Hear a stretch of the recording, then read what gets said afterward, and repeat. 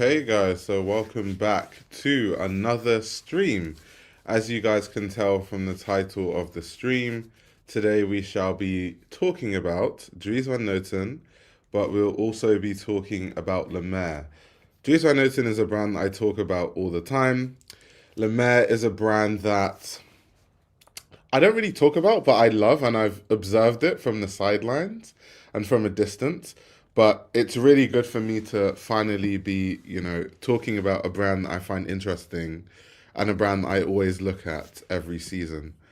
Leah says the time of this stream is insane. Yeah, my sleeping pattern doesn't make any sense. In the UK, it's like 5 a.m. So I had a nap and I woke up and I was like, okay, it's stream time.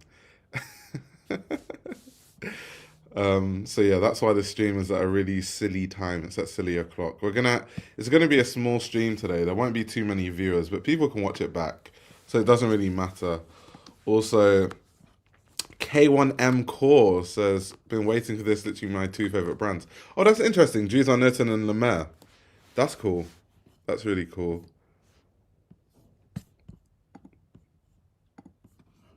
See how everyone's doing.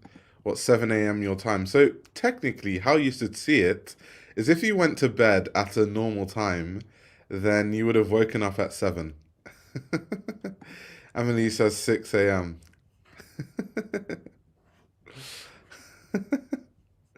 Yeah, I know it's Kim Core, but I was just being funny.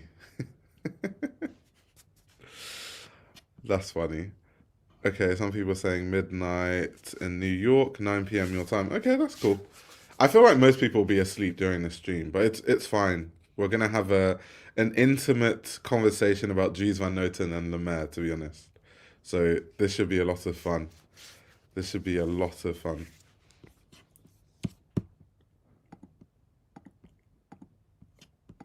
Okay, but anyway, let's just jump straight into it, so we don't waste too much time. Someone is saying they've seen a decent bit of hype about Lemaire. Yeah, so we're going to get into it right now. Just give me 1 second. So, essentially, Lemaire is a brand that I've always been interested in and I've always liked. And I just like the philosophy, I like the designs, I like the design language, I like the ethos of the brand, I like the quality compared to a lot of where luxury is going these days. However, something that really tickled my fancy and I was like, oh, this is really interesting. Let me look deeper into this. Is when this article came out via BOF. BOF is, of course, a platform that I've worked for as a writer before and something that I find a very good resource for fashion information. So they had a whole story about how Lemaire has finally hit the $100 million mark and they made $100 million in revenue in a year. So they've been going from strength to strength. And it was really interesting seeing how they analyzed exactly how Lemaire rose to that point, right? So for people that don't know what Lemaire is, or you're not too familiar about Lemaire, Lemaire is what we can describe as a French clothing brand founded by the designer Christophe Lemaire. Christophe Lemaire is very famous in fashion for many different reasons. He was the creative director and head of womenswear at Hermes. He has been a creative director at Lacoste. He's also had different kinds of roles at many other brands like Mugler and YSL. So he's a seasoned fashion designer. He's been in fashion for a very long time. Even the brand Lemaire itself was founded in 1991. Around 2001, when he went to Hermes, he did his brand became dormant for a bit, and it was slowly relaunched in 2008. With time, of course, he started to build it back up, and one of the main reasons he actually left Hermes in the first place was to focus on his brand, his eponymous label. So that's just an interesting background.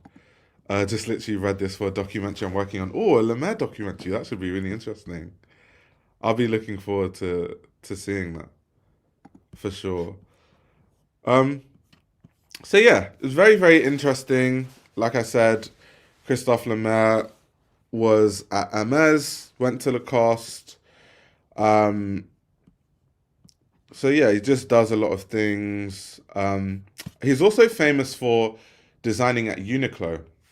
So Uniqlo U, for people that don't know, is designed by Lemaire, like by Christophe Lemaire and his partner, which is very interesting because we're going to talk about how that fits into current trends and why that makes a lot of sense in the current fashion landscape, but how things changed over time and kind of why that's relevant.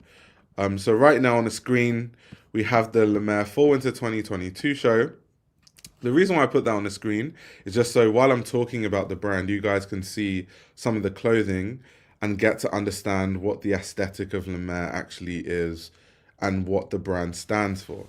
So, Lemaire to me is a brand that is known and emphasizes this ability to show this timeless Parisian style.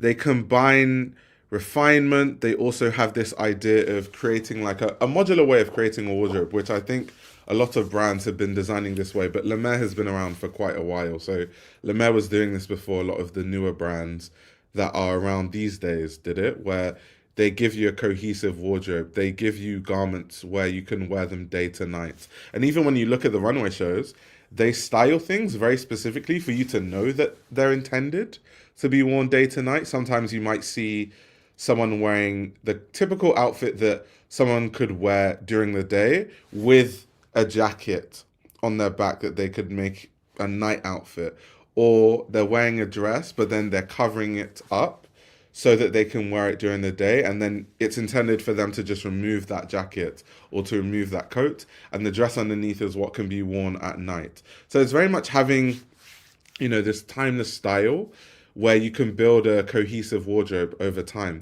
Now, why I think that's really interesting is you have to remember when Lemaire was founded. Lemaire was founded in 1991. Now, let's transport ourselves into the fashion in the 90s, right? We had the likes of John Galliano, who was making complete noise. We had the likes of Alexander McQueen. We had Karl Lagerfeld Chanel. We had Miuccia Prada doing what she was doing. We had Tom Ford's Gucci. So if you think of all the different things that are going on and this richness of all different aesthetics, it was very hard for Lemaire to really stand out when what fashion was really looking at the time was a lot of different aesthetics, and people were also looking at so many different designers that were buzzing at the time. So people really, to be honest, didn't really have time for too many independent labels. And that's why in the earlier days of Lemaire really, really struggled. And when you move it down to, of course, the brand closed, but when the brand then did start coming back in 2008, of course, Christophe Lemaire's partner then became involved from 2010, and they kind of became co-creative directors, which is still kind of what the situation is. But what I find really interesting about it is even when they decided to come back, even when Christophe Lemaire decided, I'm going to leave Hermès to really focus on Lemaire, think of the time that they came back. This was like 2014 time. In 2014, we were just starting to see the trappings of streetwear slowly be adopted into fashion. That was the first thing we started to see. We also started to see this return to logomania, which by the 2020s, 2019, 2018, 2017 was all the rage. Serious logomania.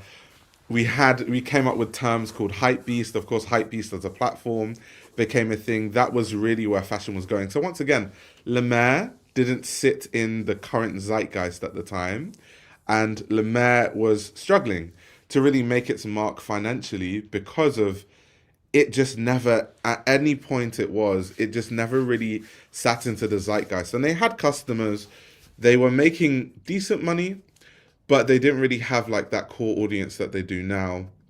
And they didn't really capture the zeitgeist the same way that they are now.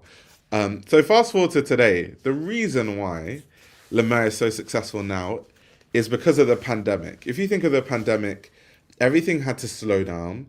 People really started to think about what they do and don't need. Do I need these clothes? Do I need to keep wearing things that, or even buying things I only wear once because they're so ostentatious, I can't really pair them with many things in my wardrobe. People started thinking about comfort. People started thinking about practicality with their clothing. We had an economic downturn and people are thinking about, okay, even if I spend money on luxury, what can I buy where I can get my cost per wear and I can actually make the most of what I'm buying rather than just buying all these different things and just having a bunch of stuff. And that's where Lemaire comes in. We also saw later on the trend of quiet luxury as a thing, which Lemaire fits into. And Lemaire was definitely one of the brands that was referenced when we were talking about quiet luxury as a trend. So all these factors smashed into each other is the reason why recently Lemaire has seen insane levels of success, like absolutely insane levels of success. And it's really impressive because you need to remember that a lot of independent brands have really struggled to stay relevant with the changing face of fashion. We just talked about Y Project. Look at what happened to Y Project and how it closed down. The only brands really that have been able to stay afloat independently, the brands like Jacquemus, brands like Lemaire. So I think anytime you see a brand that's not like Lemaire is not fully independent, they have investors, but anytime you see like a smaller brand that's able to weather the storm in these times, I think it's very commendable and I think it should be celebrated, to be honest. So that is really how Lemaire managed to garner loads of success, even in an economic downturn and even in a whole luxury slowdown that we've observed in fashion as a whole. So, yeah, let me just see if I can play another runway show to kind of illustrate the stuff as I'm continuing to talk.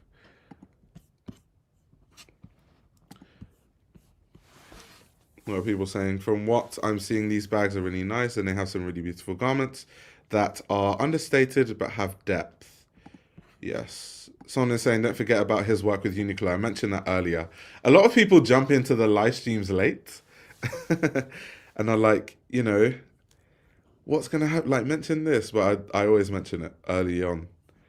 It's funny, if you watch all the Lemaire shows posted, they don't turn into what I think of as Lemaire until 2017 or 2017. Yeah, for sure.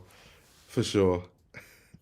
They were peaking right before the whole quiet luxury moment. Yeah, I think they were perfectly placed to take advantage of quiet luxury as a trend because they embody exactly what quiet luxury should be, not what, some brands are cosplaying it to be. I think a lot of brands, and I think it's because the conversation around quiet luxury was really terrible online. It was very much about either cosplaying rich people or people talking about timeless style, but not, no, they didn't talk about everything that's supposed to come with timeless style. So if you're claiming to have timeless style, then you should buy high quality garments because you're supposed to wear garments that last.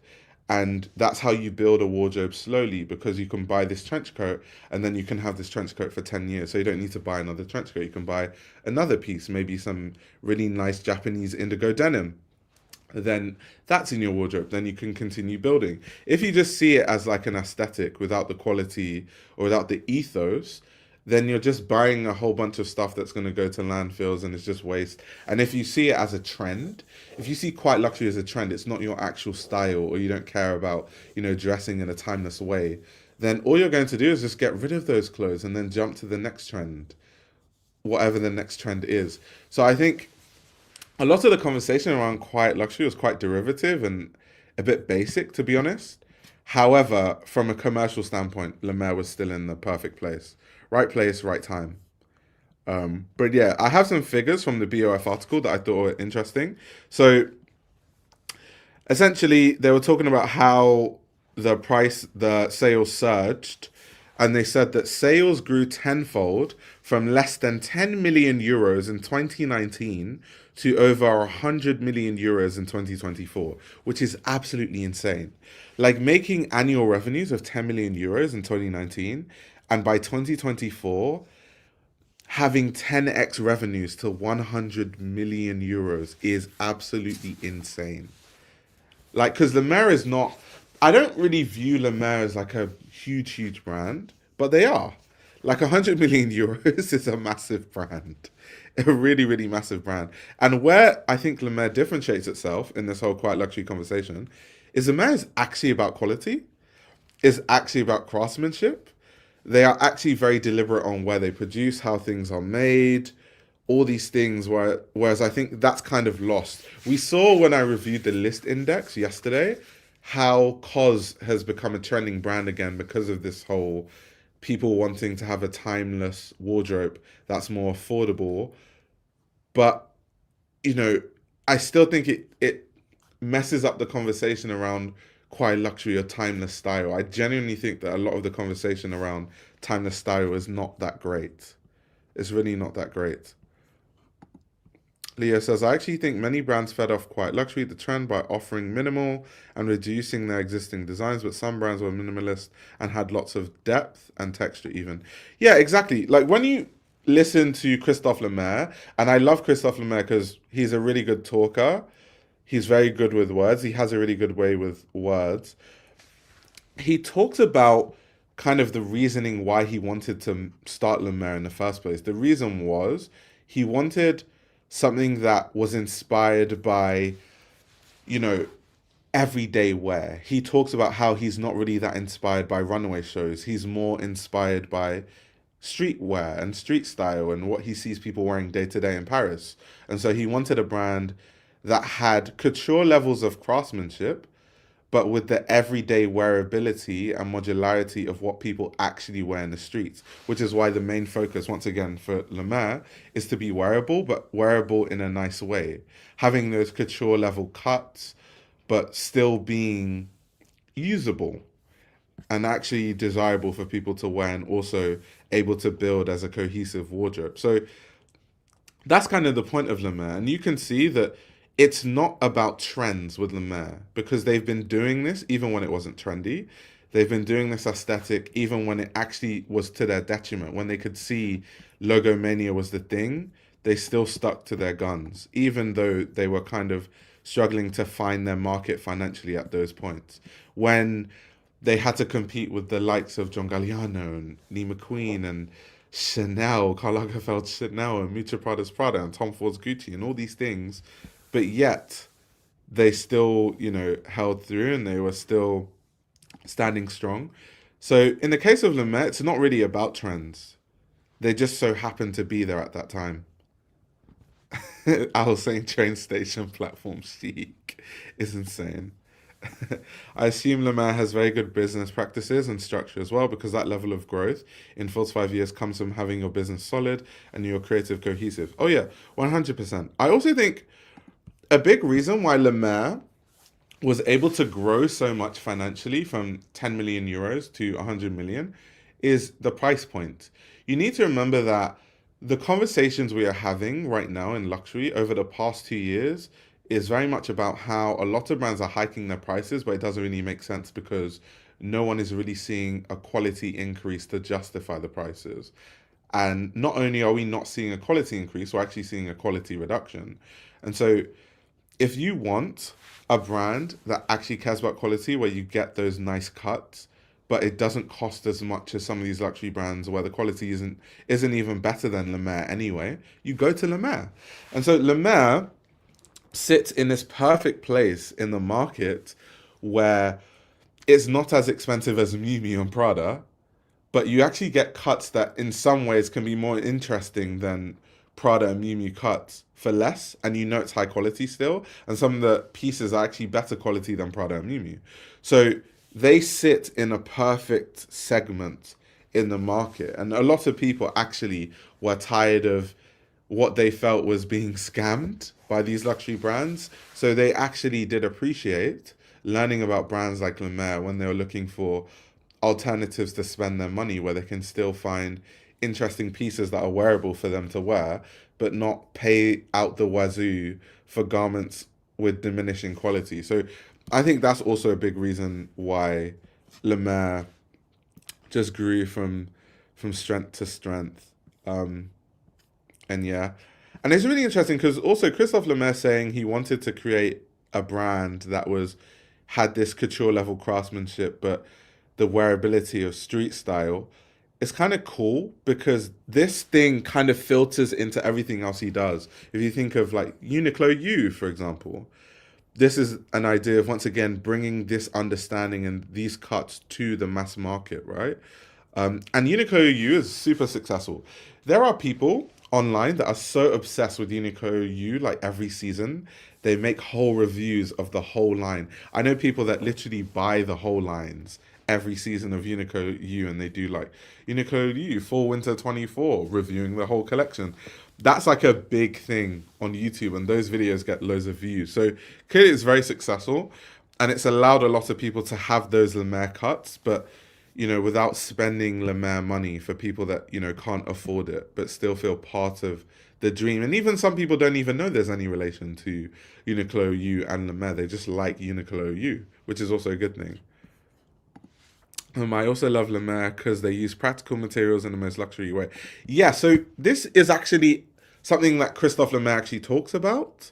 So Christophe Lemaire talks about using fabrics that actually make sense for what they are made for. So I remember there's a recent collection, I think it was Spring Summer 24, but it could have been another collection, that was inspired by a journey to Vietnam. Let me see if I can actually find it on their YouTube channel, because I remember at the time they had all these campaign videos where they were in Vietnam and they went to like Tokyo and stuff. Yeah, you can see it here, right? So Lemaire in Vietnam, right? Like these campaigns. So they had a collection that was actually inspired by traveling to Vietnam. And a really interesting thing about it, right, was when you looked at the garments, the collection obviously emphasized this idea of movement and travel as a means of, one, integrating yourself with a different environment, but also how your style changes and how your wardrobe changes based on like your environment, based on like the temperature, the weather. So the clothing was designed, one, to be travel friendly. It had all these elements, like you could take parts of the garments off and tie them around your body. You could attach different parts of the garments so it was easy to take off and put back on. And then also the fabrics themselves were actually made with the garments, sorry, were made with fabrics that made sense to wear in Vietnam, especially in like, warmer weather. So they had like these lightweight fabrics, these breathable fabrics. So they actually use very specific fabrics to make sure that they're wearable. And not just wearable in the sense of the look, but wearable in the sense of, okay, this fabric is going to be breathable, but also durable for like 10 years, right? So yeah, fabric usage, very important. Very, very important. I've seen people leaking the Spring 2025 collection from the Chinese Uniqlo domain. That's crazy. Vontae Brown says, smart brands keep quality and don't have to waste money on hype, a lot of ads. People come to them if the quality and styles are great. So the funny thing, let's go back to this BOF article. The funny thing that was mentioned in this BOF article, because they did obviously mention that Lemaire doesn't do like crazy marketing the way a lot of other luxury brands do. However, since having more business people on board, it's kind of a focus. So more recently, they have been working with different influencers, trying to get placements in certain places, working with more ads. And I think that's kind of what is just going to happen when a brand, grows. I think there was a section in the article where it talks about next steps, right? So it says, looking ahead, Lemaire is preparing to open a flagship in Shanghai later this year, while exploring options for an additional Paris location and expansion to the US, currently the brand's biggest e-commerce market. The brand is dipping its toe into advertising and celebrity marketing, running targeted campaigns for store openings and cultural events like sponsored art exhibitions and concerts. So you can clearly see that there is this sense that, okay, moving forward, there are more things that need to be done so that we can actually continue growing as a brand and move forward. So, it's good to keep their quality. They do keep their quality, but I think it's inevitable for every brand to eventually have to start veering more and more into, the ads and kind of being a little bit hyped, because I do think Lemaire is a bit hyped right now. It is. You don't make 100 million euros if your brand isn't hyped, especially the leather goods. People love the leather goods when it comes to Lemaire. Um, it's very futuristic slash sci-fi in the styling, which gives it an advantage in a way that it will withstand the test of time. And I mean, Lemaire's styling is one of the signatures of the brand. People talk about this concept of Lemaire layering, right? It's something that I've heard people say a lot. It's like Lemaire has a very specific way of the way that they layer things. When you look at the runway shows or you look at Lemaire in campaigns, that's like a very Lemaire thing. That's very known to a lot of people.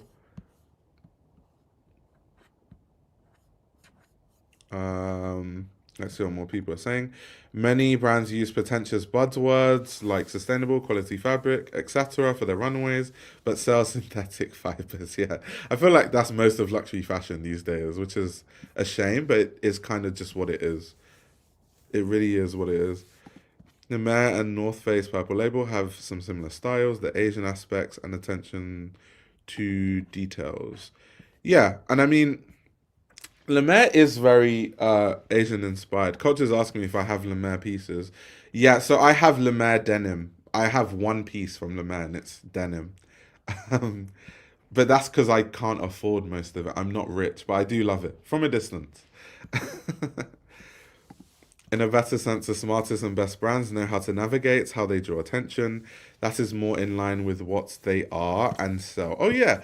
And kind of what you're alluding to earlier, Leo, when you read this article, they talk about, because you were saying that they have good business practices and they're taking things slowly. This is something that they allude to, and the Mayor CEO definitely alluded to in this article, right? Where they said, we're being ambitious, we're continuing to be very prudent because we don't have private equity as a majority shareholder or anybody else putting pressure. We'd rather have a scarcity of products that wanting to reach such big sales targets and having a lot of inventory than wanting to reach such big sales targets and having a lot of inventory at the end of the season. Something that stood out to me in this article that I was like, oh, that's really, really impressive. There was a stat that I think they said they have an 80% sale through, which is absolutely insane. Like 80% of their sales, I think, but I need to find a stat specifically where 80% of their sales is like either through e-commerce from their own sites or through their own stores, which is like I can't remember the last time I heard of that. That is so insane, especially for a brand that isn't like a major luxury brand. That is wild. Oh no, sorry, it was so they have a full price sell through of 80%, which is insane, and then they have a 50% sale directly from them. So that's either through their website or through their personal stores. So the other 50% is obviously like wholesale, like other stores and then selling through that channel. That's so unheard of. Almost every single brand that is in fashion that isn't a major, heritage luxury house relies solely, close to solely on wholesale accounts. And a lot of brands, the reason why they fold, the likes of Y Project, the reason why they folded, I won't mention other brands, but the reason why a lot of brands that show at Paris Fashion Week, show at Milan Fashion Week, a lot of young brands, the reason why all of them are struggling is because a lot of stores are closing down, which means less buyers for these brands. It's also because buyers now have to be more pragmatic. They can't take as much risk because luxury fashion is such a risky game these days because we're seeing a whole, luxury reset and luxury downturn. So brands are really struggling, like super, super struggling. Like brands are really struggling to sell stuff personally and also to stores. So to have half of your sales come through you is insane. That is so insane. They are in such a good financial position.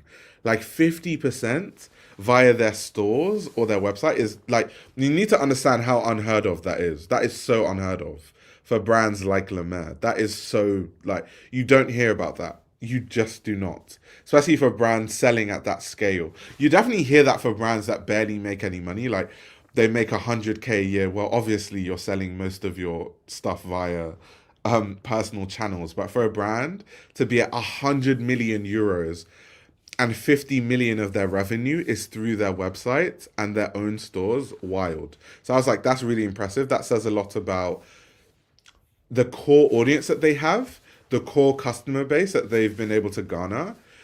And it says a lot about, the messaging and branding of the brand that they've been able to do that.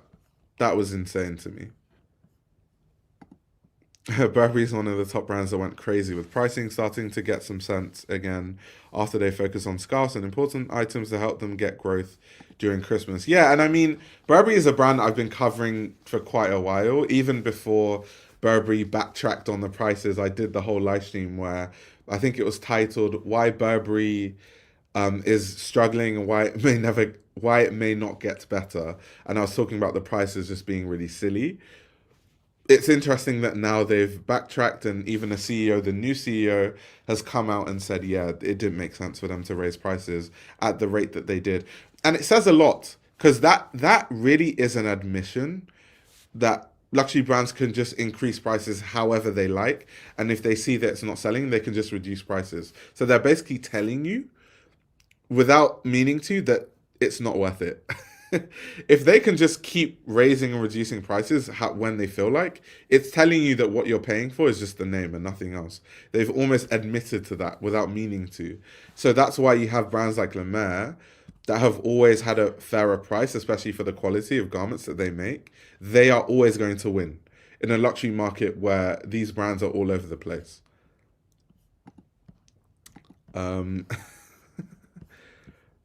Let's see. I want to see some more runway stuff from Lemaire. This is Spring Summer 22, by the way, that you guys are looking at on the screen.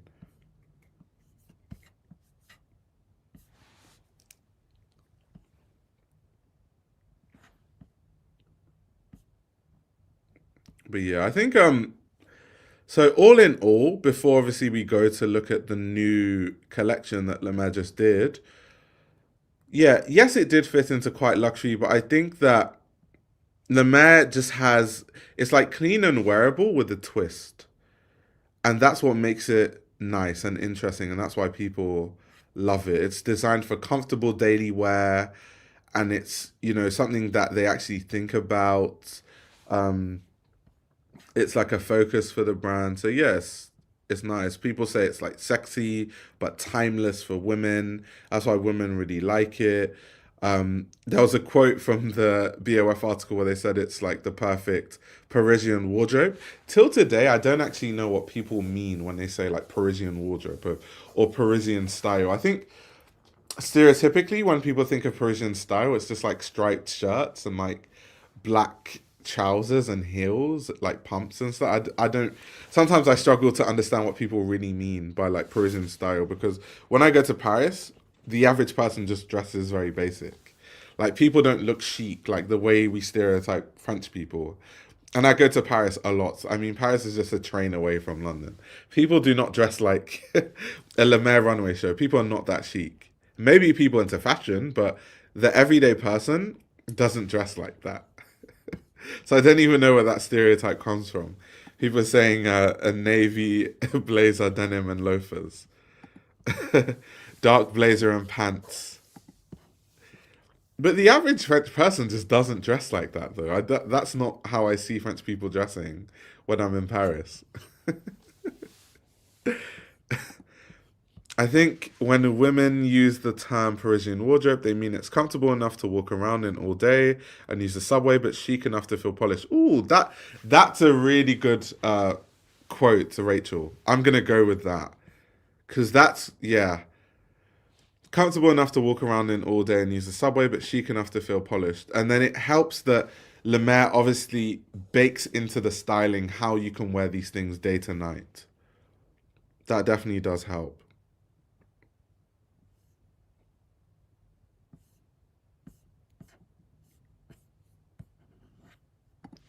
Andrew says, I work for Uniqlo. This is just a tidbit, but it's understated how much he has influenced the Uniqlo product pipeline now and upcoming products. I can imagine because obviously when Lemaire and the whole Uniqlo U thing became a thing, it was huge, and it's been huge since then. And I can only imagine that those things, especially stuff that's selling really well or stuff that has a cult following, those silhouettes are going to inform the more like permanent collection of Uniqlo. That would only make sense. Most companies, anyway, when they do collaborations or like collab lines, a lot of times they do inform the permanent collections later. So yeah, I can really understand that, to be honest. But it's good. It's good that that's been the case. I hope also the ethos, because I think generally Uniqlo has that ethos. Like, yes, it is fast fashion, but compared to other fast fashion brands, Uniqlo is less about trends. Uniqlo is not like Zara, where Zara will literally look at the trends on the runway, look at what runway items are selling, and then literally reproduce every single version that they can find. Uniqlo doesn't do that. Uniqlo is still about, giving you a timeless look and a timeless wardrobe at a more affordable price because it's fast fashion, right? And then they obviously have collaborations with luxury brands, which is why it's over time. I think Uniqlo has been able to have a certain authority over other fast fashion brands. You think of their collaborations with J.W. Anderson, of course, Uniqlo U with Lemaire, all the other collaborations that they do, the fact that they have Claire White Keller on board. So, yeah, that's why all those things inform each other and it makes for very interesting clothes.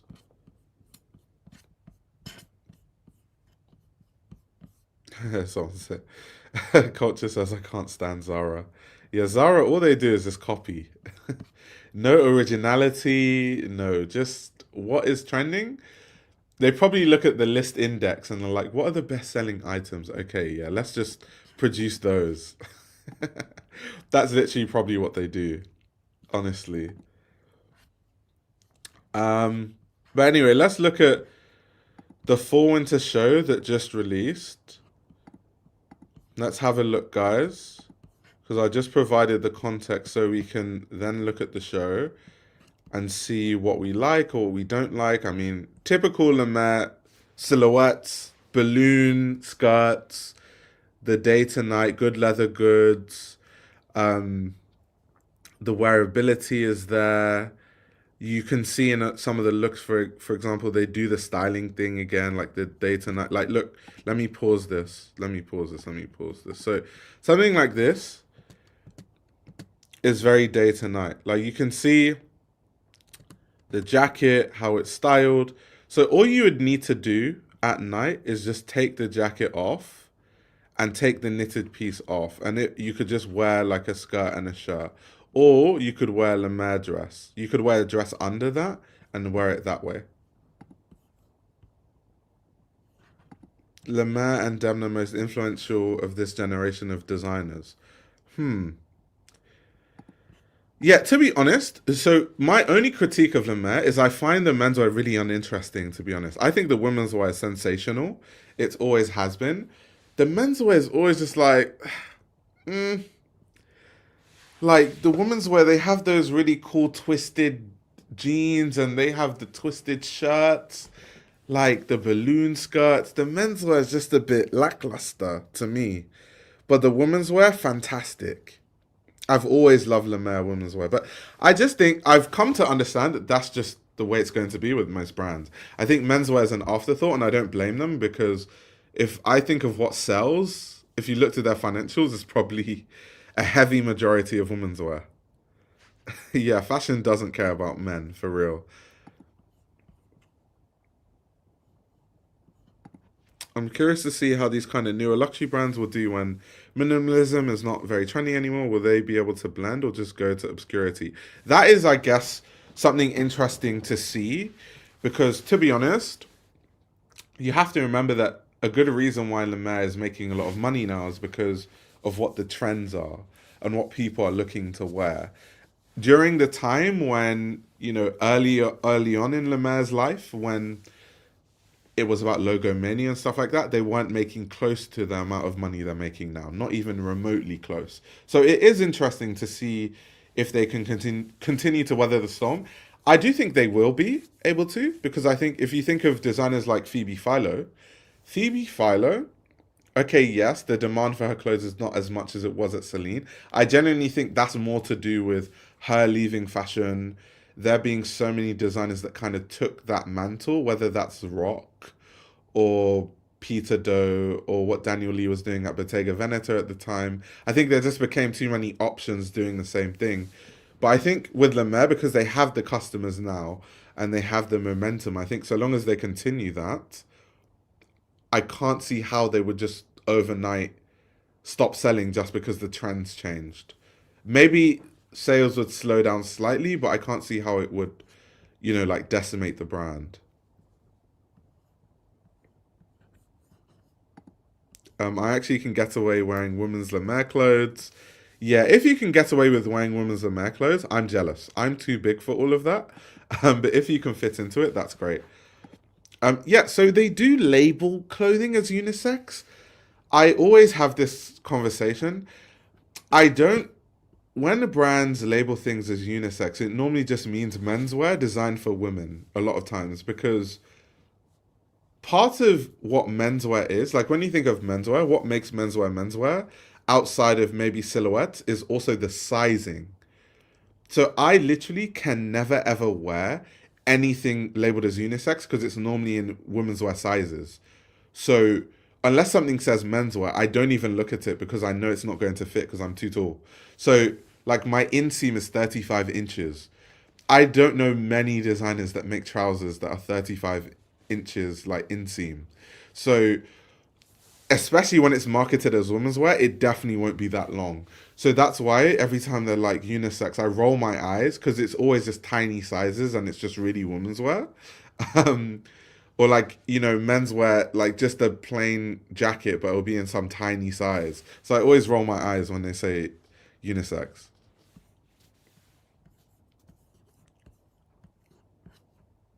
Culture saying the menswear is boring. Yeah, it's a shame.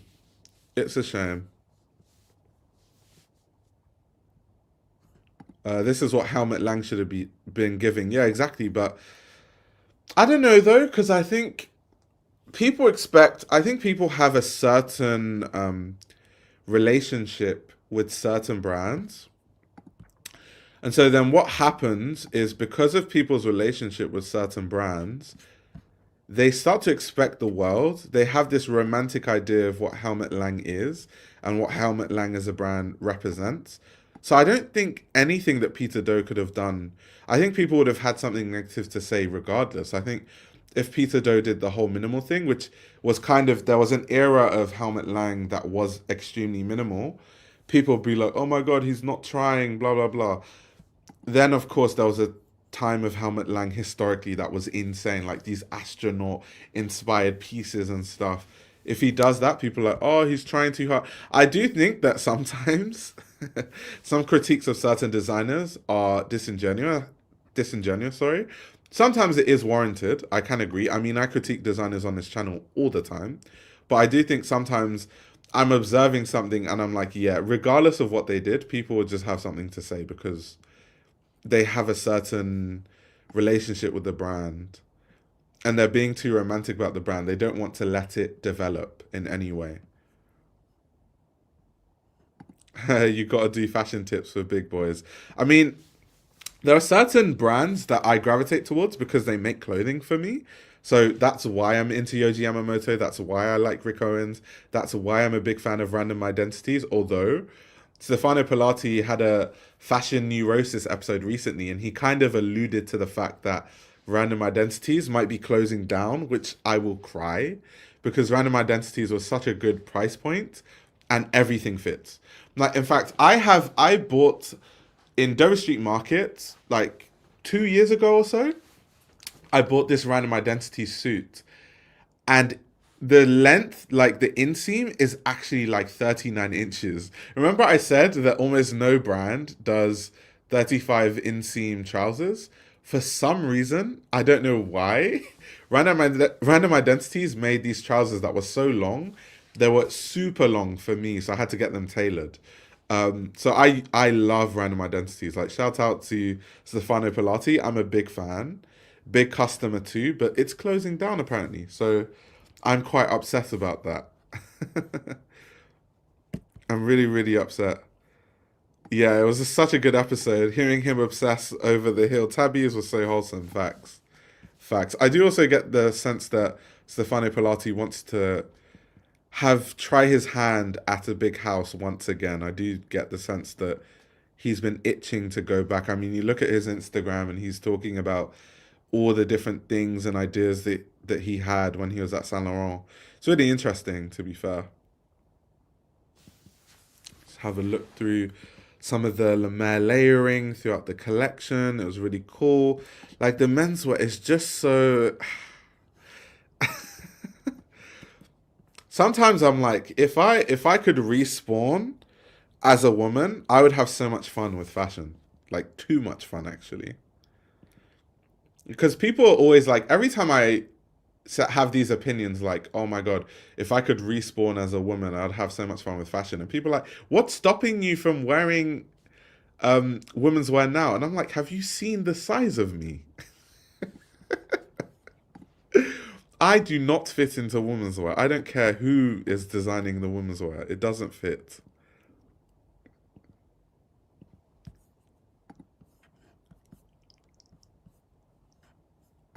Do you think some designers would be more bold in menswear if men overall were more experimental with fashion? Yes, probably. I think the main reason why menswear can be a bit lackluster or menswear coming from a lot of brands can seem like an afterthought is probably because the market isn't there. Like, very few men think like me, to be fair. Like, in fashion, and this is why sometimes fashion can be a bubble, because in fashion, people are so open minded. You work in the fashion industry, you have friends into fashion. Everyone's like, wear what you want, express yourself, wear whatever color you want, wear whatever silhouette you want. If skirts is what you like to do, do that. If you like to paint your nails, do that. And I think that's beautiful. However, once I leave my fashion bubble and I meet everyday run of the mill men, they are so like, first of all, a lot of them are homophobic. So I think a lot of their how they navigate life is through the lens of homophobia, which is like sad that they can't even be themselves. They're just always like, oh my god, like that's gay, or that's how the everyday man is. And a lot of men just don't even care about fashion or care about clothes anyway. So sometimes it's more to do with like overall there's not a market. So yes, I wish menswear was more experimental and more interesting, but I understand why brands don't do it. Like brands have to make money. What's the point of making all this interesting clothing, putting so much product development into clothing just for nothing to sell? It doesn't make sense. So I understand the financial side of it, but as a man that's into fashion, it annoys me a lot. It's really annoying. Can't fight nature. Charles Jeffrey Loverboy, Walter Van Bernendonk is bold. Fashion houses take bold choices. Yeah, but then I do have some Walter Van Bernendonk pieces, but overall, Walter Van Bernendonk is not my style. I would more wear if Lemaire was as experimental with their menswear as they are with their womenswear. I would be buying that stuff. The same thing with because that's why I buy Rick because Rick is like experimental but still wearable. That's why I buy a lot of Rick. Yoji is kind of the same thing. It's like wearable, but some of the cuts are quite outrageous. But I like it. That's kind of what's fun about it. So my style is more wearable, but with a twist. With where Walter makes those hats and there's that logo with him with his dick out and stuff. I can't wear that stuff. If I'm being very honest with you, I can't wear that stuff. And Walter has like Water makes, and I'm a big fan of Water by the way, but Water makes what I call alien chic, where some of the clothing that he makes will make you look like some outer space alien. Now, I don't dress that way. I can appreciate it, but I personally don't want to dress like that. So, yes, Charles Jeffrey Loverboy, yes, Walter, they do experimental menswear, but it's not my kind of experimental menswear.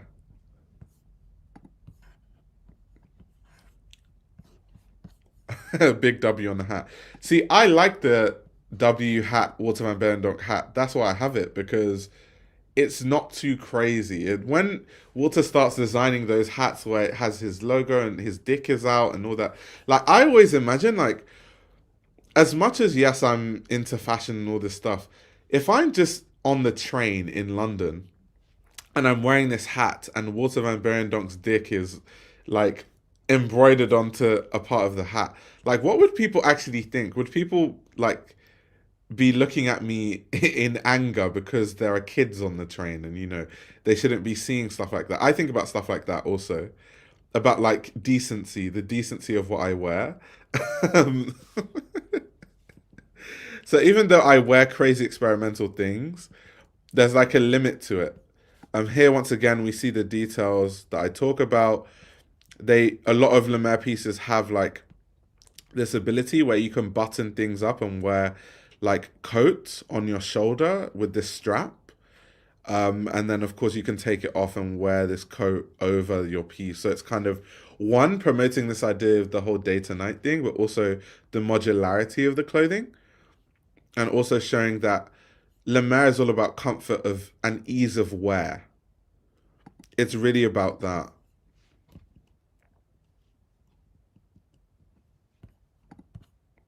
Some really cool details too that they always have on the garments.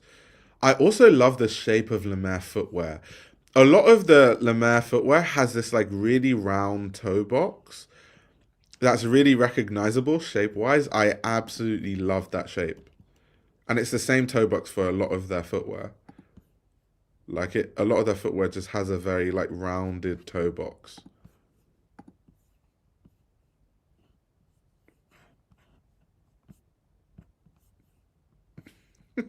Did someone say the glizzy hat? That's funny. You talking about Walter Van Beirendonck? That's hilarious.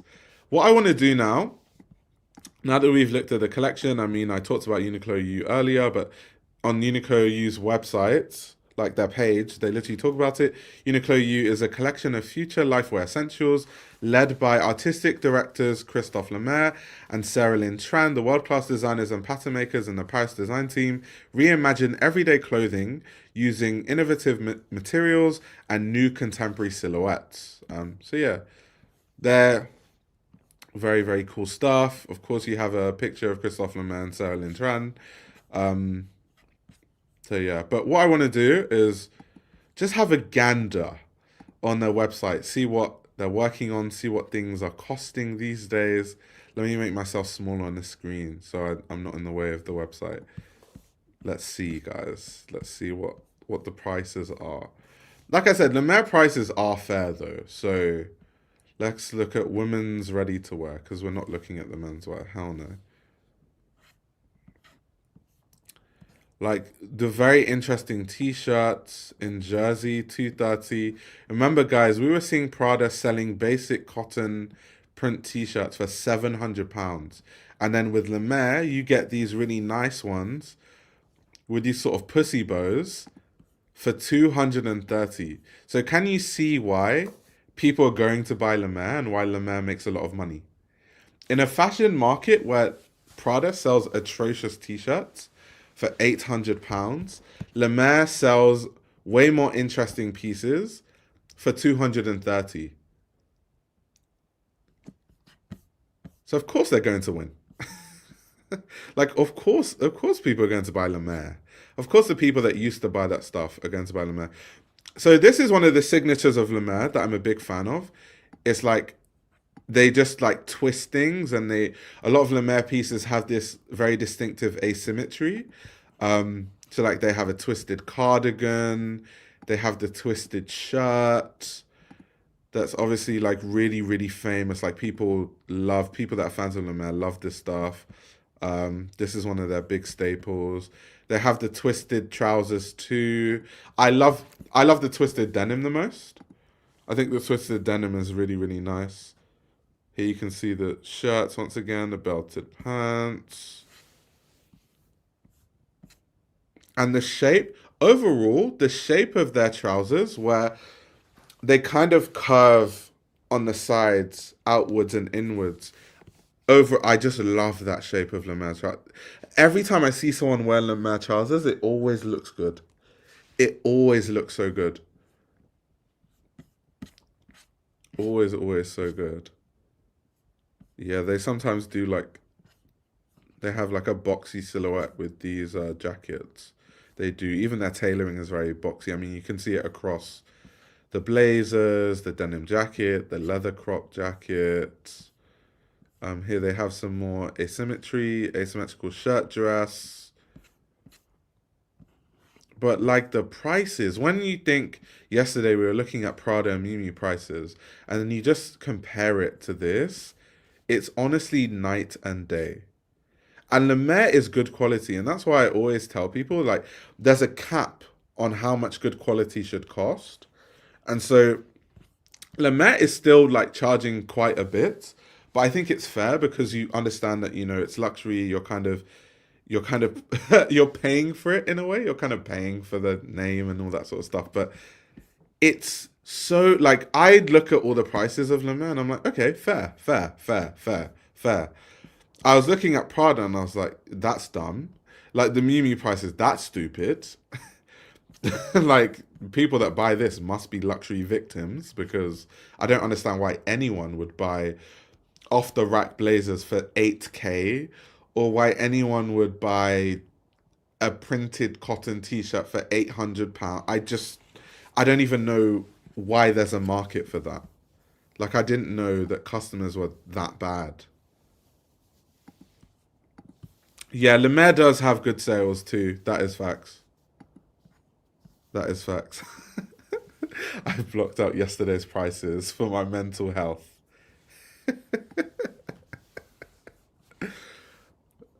I don't think I actually feel like if I was wearing Lemaire head to toe, I would feel a lot better about myself than wearing Prada head to toe. Probably because Prada is ultra mainstream, and so loads of people wear Prada. Less people wear Lemaire, so it feels more special. It feels more individual. That's why I would feel a lot better wearing Lemaire than I would Prada. And this is not to say I don't like Prada, by the way. I'm a big Prada fan, especially with the women's wear. I just don't think the prices make any sense anymore. That's all. But the clothing itself is nice, a lot of it. Twisted cardigan once again in their signature twisted designs, and then a scarf paired with it. But yeah, very, very, very clean.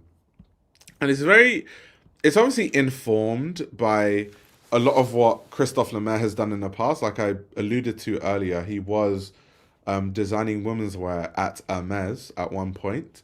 And I always wonder if a lot of the customers of Hermes at the time learnt about Christophe Lemaire then, and were like, oh, this guy's really interesting. Let's follow his career. And they followed him to Lemaire, became Lemaire customers when he left Hermes. Because the reason he left Hermes, for people that don't know, that just joined, was because Lemaire started to slowly pick up steam, and he decided that it would make a lot more sense for him to devote his full time to his own brand. So I wonder how many Hermes customers he was able to bring over to Lemaire. I feel so much smarter than I actually am when I'm head to toe in Lemaire. Almost like I actually belong in uni. That's hilarious. Pajama shirt, really cool. But yeah, you guys get the point. It's just really timeless, cool stuff with a twist, well made, very wearable. Yeah, this is the shape of Lemaire trousers that is so distinctive, and I always love it every time I see it. It always looks good. I wish this stuff was long enough. Like if Lemaire wake up one day and they start making 35-inch inseam trousers, I will literally find a Lemaire store somewhere and buy it. Because I think when I think of my personal wardrobe, the weakness of my wardrobe is trousers. I have where I buy Comme des Garçons Un Plus shorts it's the perfect silhouette for my body type. They're like wide and they're kind of boxy and they kind of look like a skirt when you close your legs. I don't know what sorcery they've done with the silhouette, but comme des garçons en plus shorts, they literally, when you close your legs, the silhouette looks like a skirt. Like sometimes people are like, are you wearing a skirt? And then I'll like move my leg and then people see it's shorts. It's so cool. I love the shape of their shorts. So I'm sorted for shorts. Trousers, I struggle. I've tried so hard. Like, who makes interesting trousers that are my size? I struggle. When it comes to everything else, I've got Yoji, Rick, so many brands. So yeah, the second Lemaire wakes up and decides we're just gonna make the trousers slightly longer, I'm gonna be the biggest Lemaire fanboy. But I can't really be a Lemaire fanboy for now because I can't really wear most of it, even though I like it.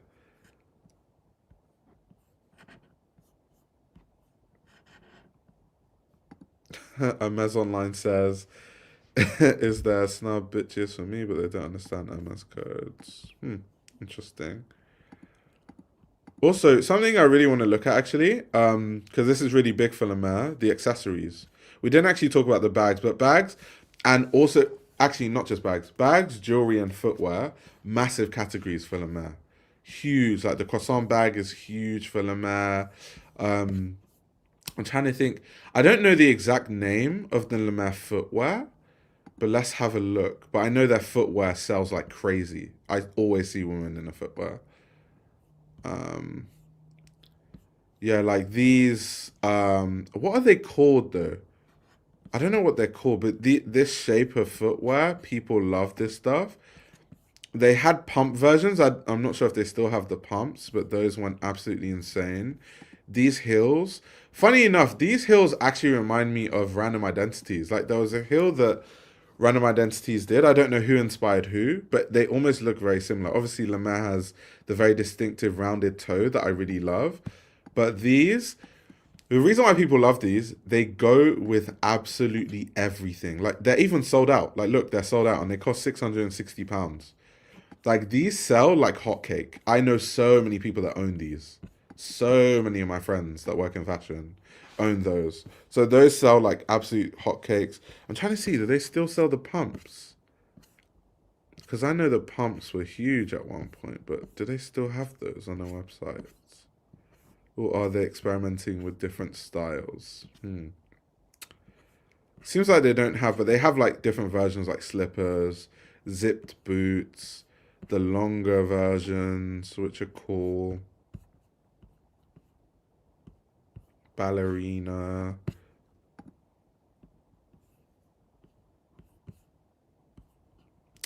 First of all, thank you very much for the super chat. Let's see what was written.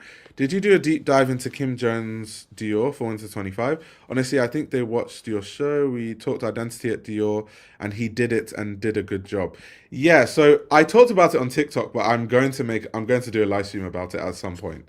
I don't know when, but soon. So yeah, I genuinely do think a lot of brands watch my streams because you notice something because obviously I know what I say in my streams. And like I always joke around and I'm like, if you guys want to take it, like I'm always like, oh, let's say I'm reviewing a Dior show, I'll be like, this idea that I just had, if Dior wants to take it, you can take it. And then I will literally be looking at the runway and I'll see certain things, I'll be like, there's no way. There's no way they actually took that. So maybe someone from the team, maybe it's not Kim Jones directly, but maybe someone from the team saw one of my videos and then, that idea kind of filtered into the collection. So you're telling me if I start talking shit about brands I hate, they'll actually see that? Great. So the thing is, there's no brand I actually hate. I feel like my criticism when I do have it is constructive. I'm not the kind of person that would just say, oh, that brand is trash and then leave it there. Like a lot of the Balenciaga collections that I haven't liked from Demna, I very specifically explained why I don't like them. And it's not like I don't like Demna as a designer anyway. So I think, at least I hope, that designers watching my streams, they know that I'm not just blindly hating and I'm not a hater. Like there's no brand that I dislike or hate, literally no brand. off the top of my head that I just completely dislike. I just judge it based on what they show every season and how they develop over time. So yeah, I'm never one to just like completely hate. And I think so long as designers realize that, then they can take my criticism as constructive and learn from it. It's not like this is my channel is not Twitter. Oh my God, that's trash. Like, we don't do that here. That's not constructive in any way at all. Let's go back to the bags once again. Obviously, the croissant bags, like I've said, have gone absolutely triple platinum for Lemaire. They have it in all. Like, look at how many versions of the croissant bag they have: small, big, large, wide, mini. Different shapes and sizes. The tote bag, the belted tote bag is really cool. I'm trying to see what Lemaire bags that they have that I'm really unfamiliar with. But most of these are just the croissant bags. Because I see people wear different Lemaire bags. Not just the croissant bags. Let's see what else they have on their websites. A whole lot of croissant. To be fair, I haven't really seen too many people wearing these crossbody net shopping bags, but that's interesting. They look cool. I can see why people would buy it though. Yeah, I see people wearing stuff more like this, like like the satchels, and they wear it exactly in this way too. That's normally how I see people styling Lemaire. But the net bags are interesting. I haven't seen those. I haven't seen people wear those.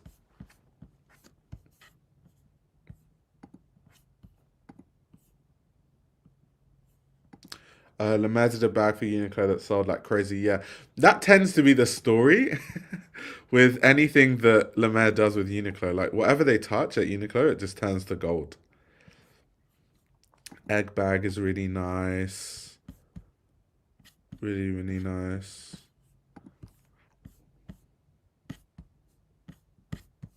I didn't actually realize that they had this many iterations of the croissant bag. I was not aware.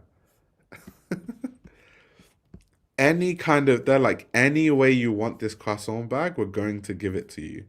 So by the end of it, you will find a croissant bag that you like by force, by fire.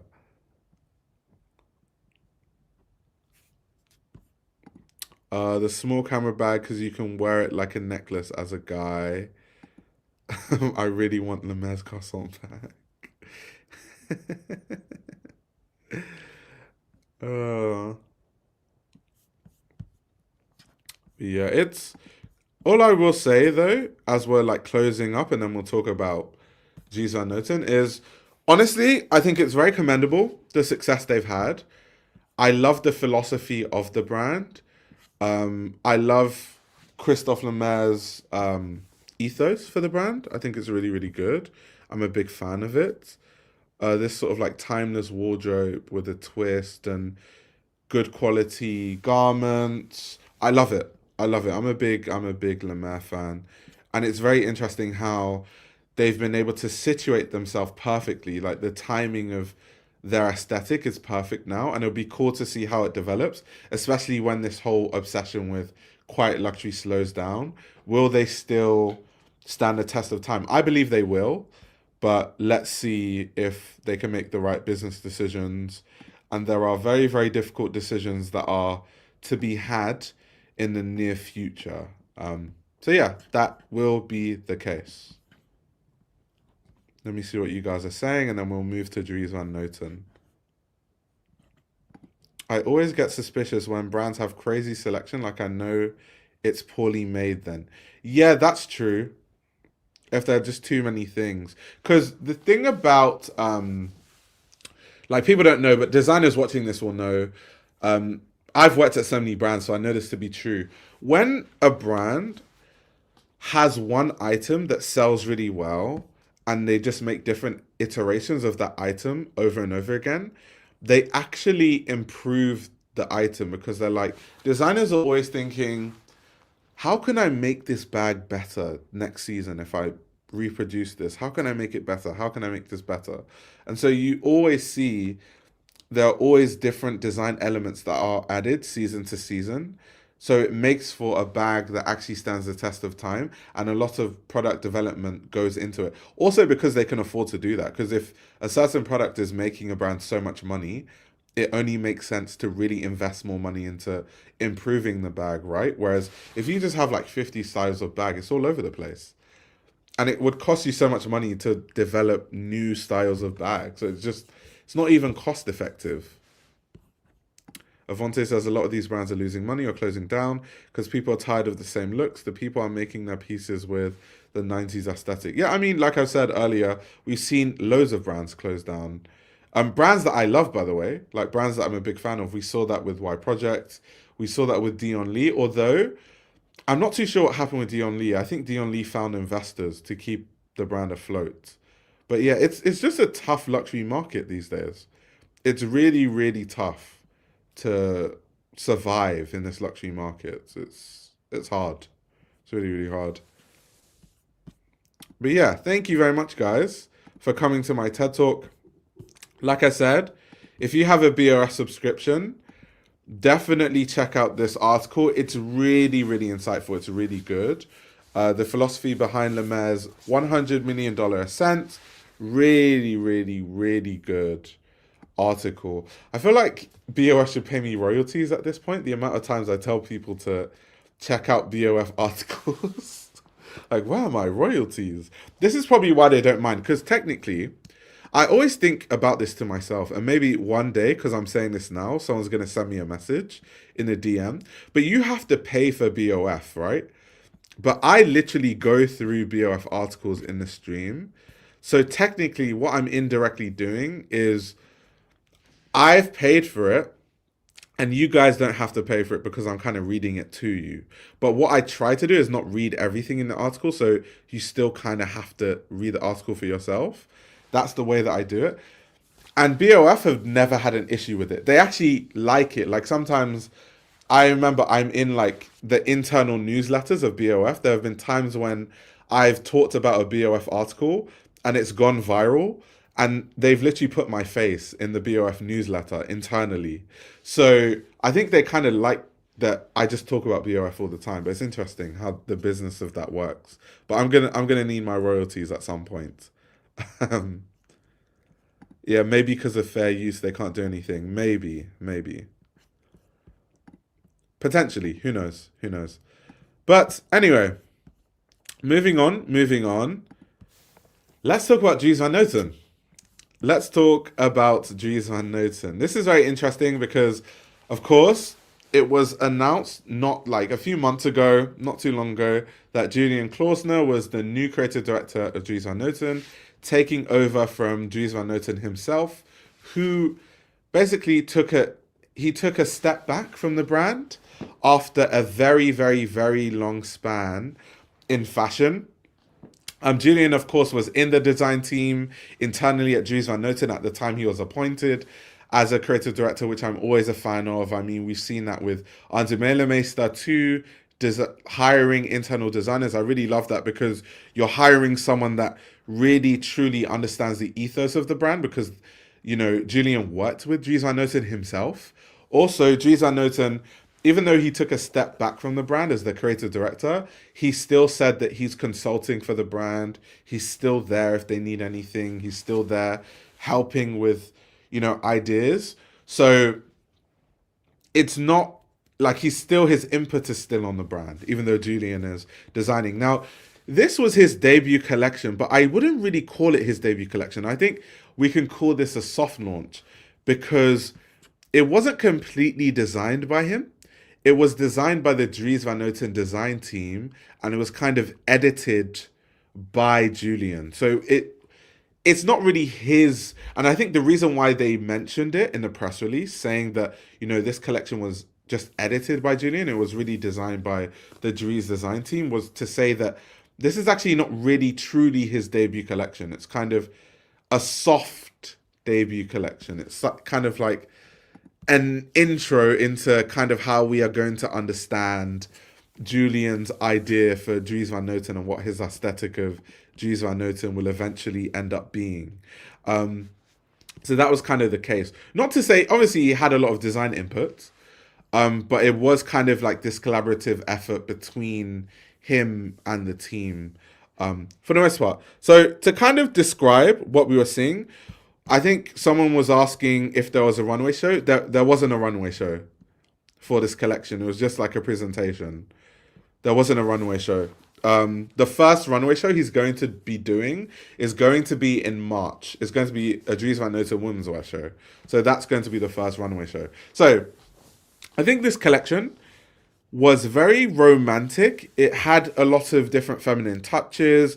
I mean, we saw different elements that were an ode to Dries Van Noten. We saw the flowers. We know Dries loves flowers. That's kind of, become a house code of Dries Van Noten. This is a very good point. Reminded me of Sebastian Munier's Andermellemeister. That's the first thing that came to mind. Because I do think Sebastian Munier at Andermellemeister, he used to use a lot of color sometimes, but when he didn't use color, his collections would look kind of like this, kind of romantic, they would use these kind of like satin silk fabrics, these kind of more like soft touch fabrics, the brooches, the kind of Edwardian looking collars. Like that is a very Sebastian Munier Andermellemeister thing. And that was the first thing that came to mind when I looked at this Dries Van Noten collection. And something that I thought about when I looked at this collection, let me just go through the looks as I'm talking through it. I was thinking something that was not Dries Van Noten to me about this collection. It was a bit, like, to me at least, Dries Van Noten, yes, it's about the fabrics, it's about this romanticism, it's about, color and certain things. And we did get pops of color here.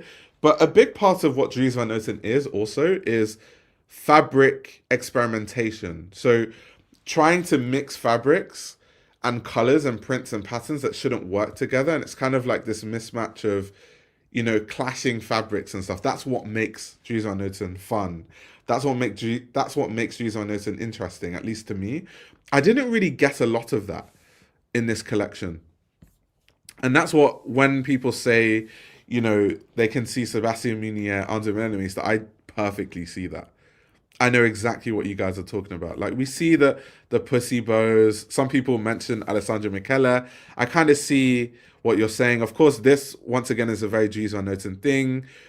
The embellishment, the embroidery, Dries Van Noten is famous for the Indian artisans that the brand works with, and the fact they have someone on board. I mean, if you watch the Dries Van Noten documentary, they talk about it in that. Very famous for that. So that's a very Dries house code thing. But I thought we were going to see like more of that, but just through the lens of Julian. But I did like this sort of romantic, excessive pussy blow, like collar sort of thing with the leather gloves, the, wire lace as a belt. It was cool. It had really nice, fun details. It was slightly, we can describe it as safe, but I know the women's wear collection is going to be more interesting because this is kind of a soft launch. I really think romanticism in menswear will become increasingly popular over the years. Yeah, for sure. And once again, we just talked earlier about, Lemaire, menswear, and just the state of menswear in general, and menswear not being interesting. So something I really appreciate about this, even in, garments that are more simple, this is cool, right? Because you can see like the rope shoulder, you can see like what would appear to be, obviously the shoulder detailing would be really interesting, but what would appear to be a more plain coat has all these intricate details on the inside in a very Dries Van Noten way. And that's really cool. Like focusing on the lining, and it's all about kind of what is on the inside rather than what other people can see on the outside, right? That's really, really interesting. I like that. I like that touch. You can even see like some more floral prints, but kind of flowers that have been smudged to make a print. That's really cool. I like that.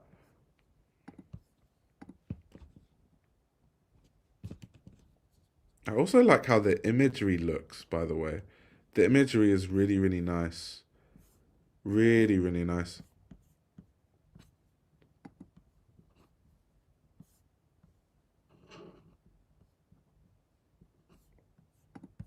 But yeah, I don't. I wonder why there's a big focus on the sleeves. What are they called? They're called like. Is it like leg of mutton sleeves or something like that? One second. Let me just make sure I have my terminology right. Let me Google to make sure I have. Yeah, like these kind of sleeves, right? They're called like leg of mutton. It's where like the shoulder is wide. It's wide at the shoulder, and then it comes in at the wrist. And this is like it's associated with like a certain like time period in history, right? Um, that seemed to be a very clear focus in this collection.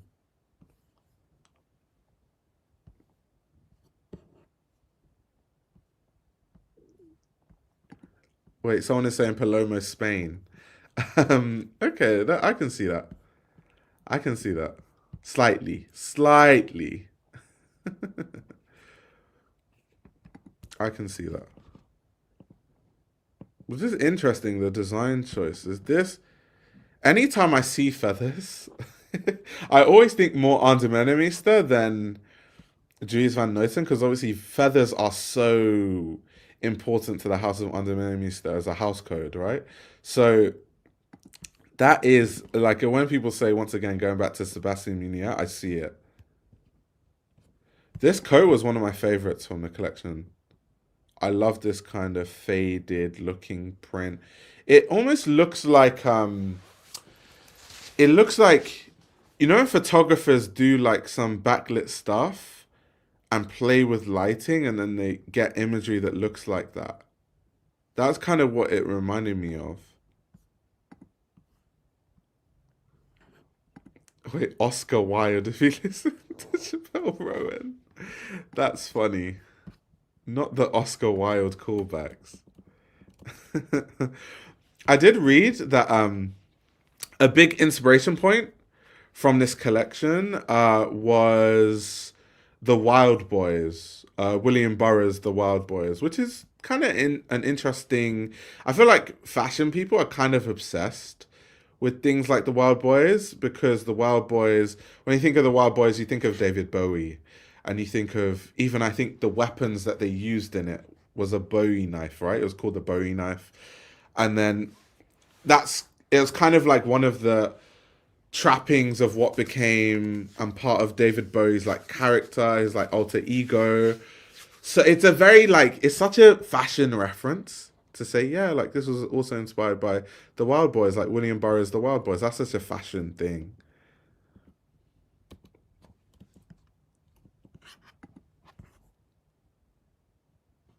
I wonder if that's an actual real flower. Like it looks like a real flower.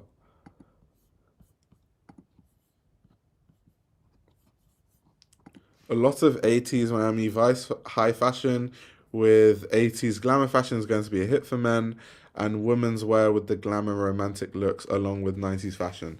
We shall see. I do want fashion to be more interesting, especially in menswear, because our options are very limited. And obviously, this is a menswear collection, which is why it's relevant to talk about this when we're talking about menswear. That's a.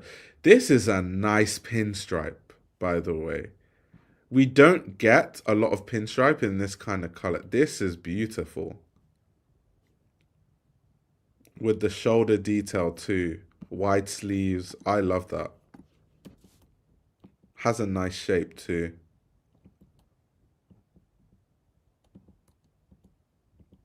But yeah, I think if anything, this is a sign that there's some very good stuff to come from Julian. I think there's going to be some amazing stuff to come. And I mean, I would describe. Am I a Dries Van Noten customer? I mean, I was in Antwerp not too long ago and I picked up like a lace shirt and I bought some perfume. So I guess I can describe myself as a Dries Van Noten customer. But every time I go to Antwerp, I always go into the store. So if Julian does make nice menswear like this consistently, I'm going to have a ball. I'm going to have a ball.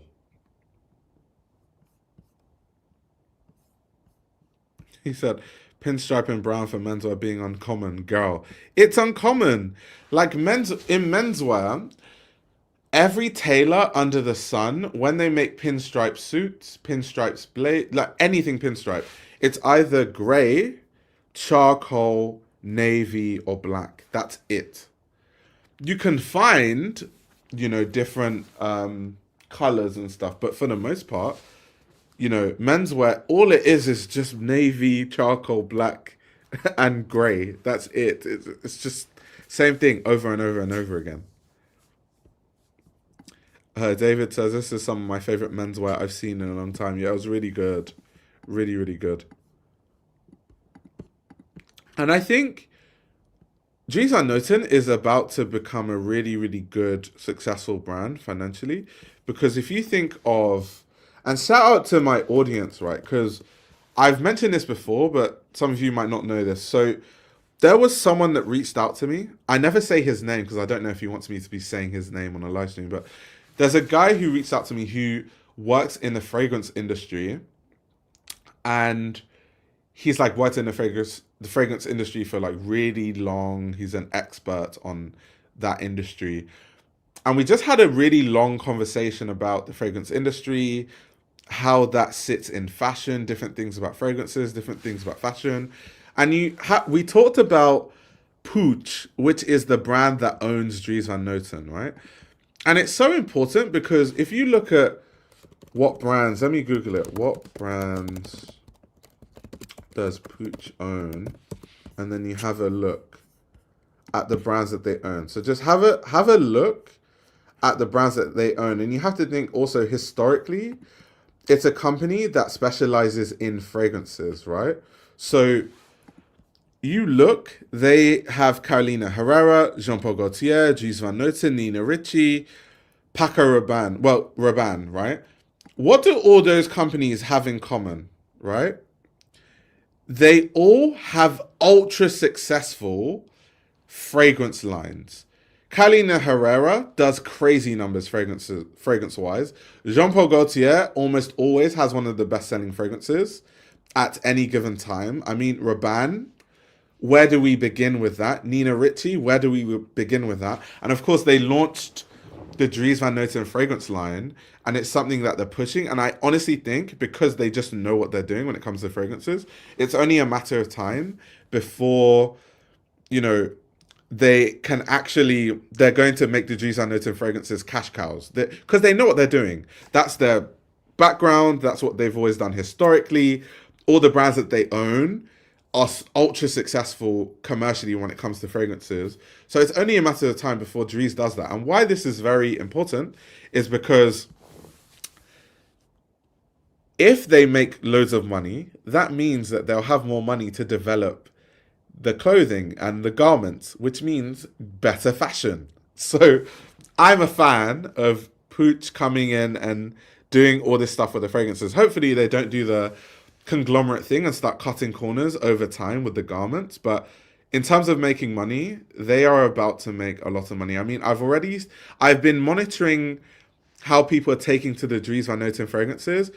Not many people knew about them for a very long time. And then more recently, over the past 3 months, I've seen the Dries Van Noten fragrances really exploding. So it's only a matter of time before Dries like catapults into the stratosphere. I can see it.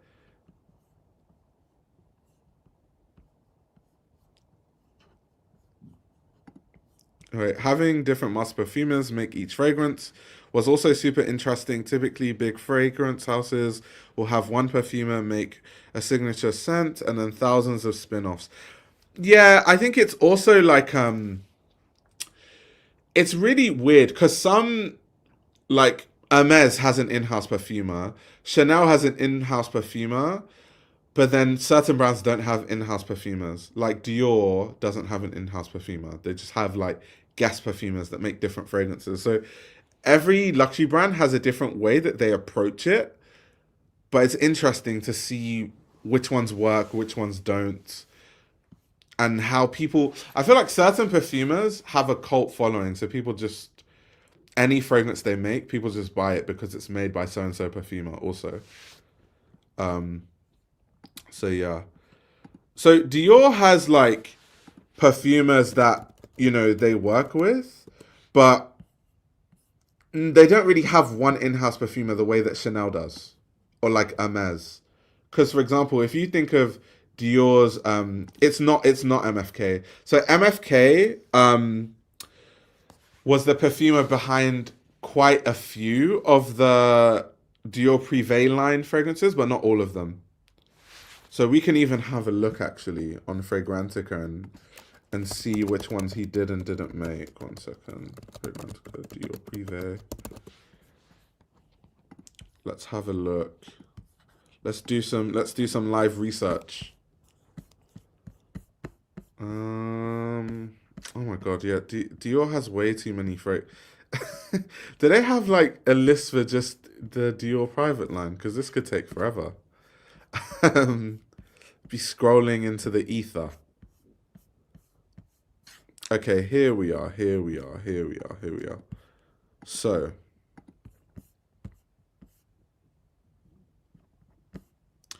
are they gonna tell us who the perfumer of Ombre Nuit? I actually can't remember who made Ombre Nuit. To be fair, are they gonna tell us who the perfumer is?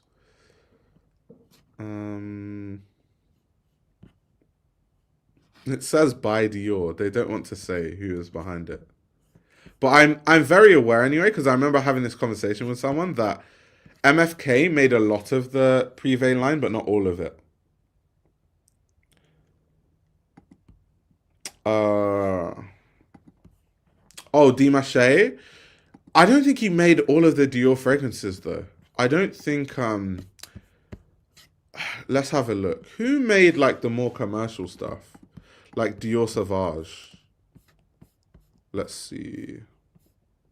This is so annoying scrolling. Let me just go to the top and actually search. It's easier that way. Oh, you're referring to Ambre Nuit. Okay, yeah. Yeah, yeah, yeah. Let's see. Dior Sauvage.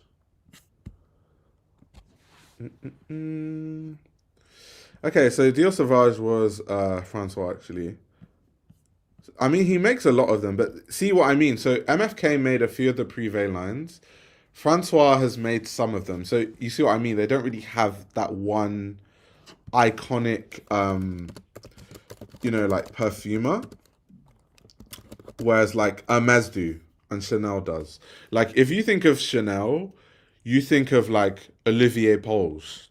You know what I mean? Dior doesn't really have an Olivier Pols.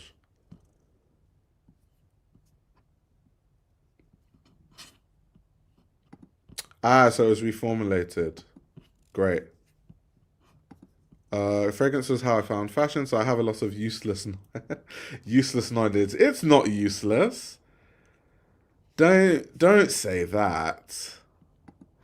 So you think of the Mache as poles? I don't see it that way. Cause the reason I don't see it that way is because like in the case of Dior, so many perfumers have made so many different perfumes that it's not the same. Like, and in when you think of Chanel and you think of like Jacques Polge and then Olivier Polge, between them, you just look at all the Chanel fragrances that were made in a certain time frame and they basically have their hands on everything. Dior, they just work with too many perfumers for me to say that even though, okay, Francois kind of, yes, did a few of the fragrance, well, a lot. MFK has done a lot. It's still not the same. It's not the same. Like Rachel, I guess Rachel is saying, because Rachel is the fragrance expert here, saying that Francois Kirkpatrick is the house perfume of the year. But is he though? But is he? Because he didn't make all of the Privé line. So how can he be the in-house perfumer if he didn't make every single part of the Privé line? How does that work? Like, how can you be an in-house perfumer and you're not making every single one of the private line? That's confusing.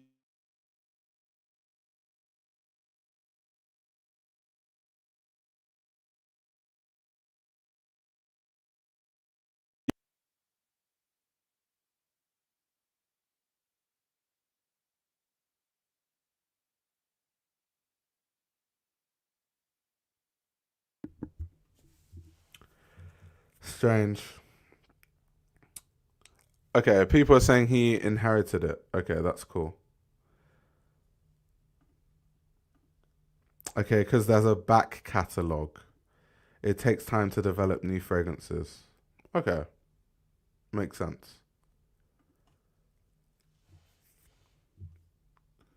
There we go. Here's our fragrance expert. Good to see you in the stream, by the way. So the private line started before he became the in-house perfumer. Okay, so officially he's the perfumer then. Okay, that's cool. Because I don't MFK. I don't think is like he's not an iconic Dior perfumer. I don't think like when I think of Chanel, like once again, like I said, Olivia Poles, like immediately.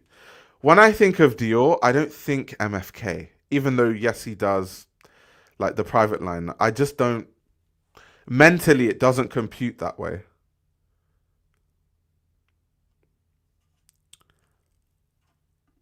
Wait, he just started in 2024. Yeah, so it's not the same. So it's definitely not the same, which is why you can't compare them, to be honest. This is a fragrance theme, so it's not for me. I'm gonna leave a like and dip. It's all interesting because it's it all ties in. But I understand if you're not into fragrances, I understand why you would not care about us going on about different perfumers and talking about that stuff. But I find it interesting and it's fun to talk about, to be honest.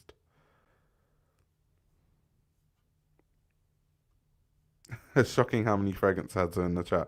I think fragrances and fashion are kind of so closely related and aligned that you tend to see that a lot of people interested in fashion by default are interested in fragrances. And then people who maybe started with an interest in fragrances, it only makes sense that over time they would then just by association be interested in fashion.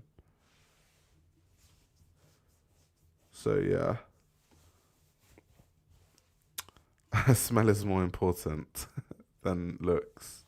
If you smell like shit in Prada, I had to tell you still smell like shit. Yeah, they do go together, by the way. They definitely do go together. They certainly do. Well, I like the Margiela replica scents. I think the Margiela scents are really cool. I kind of like the theme of the Margiela scents. I definitely like that.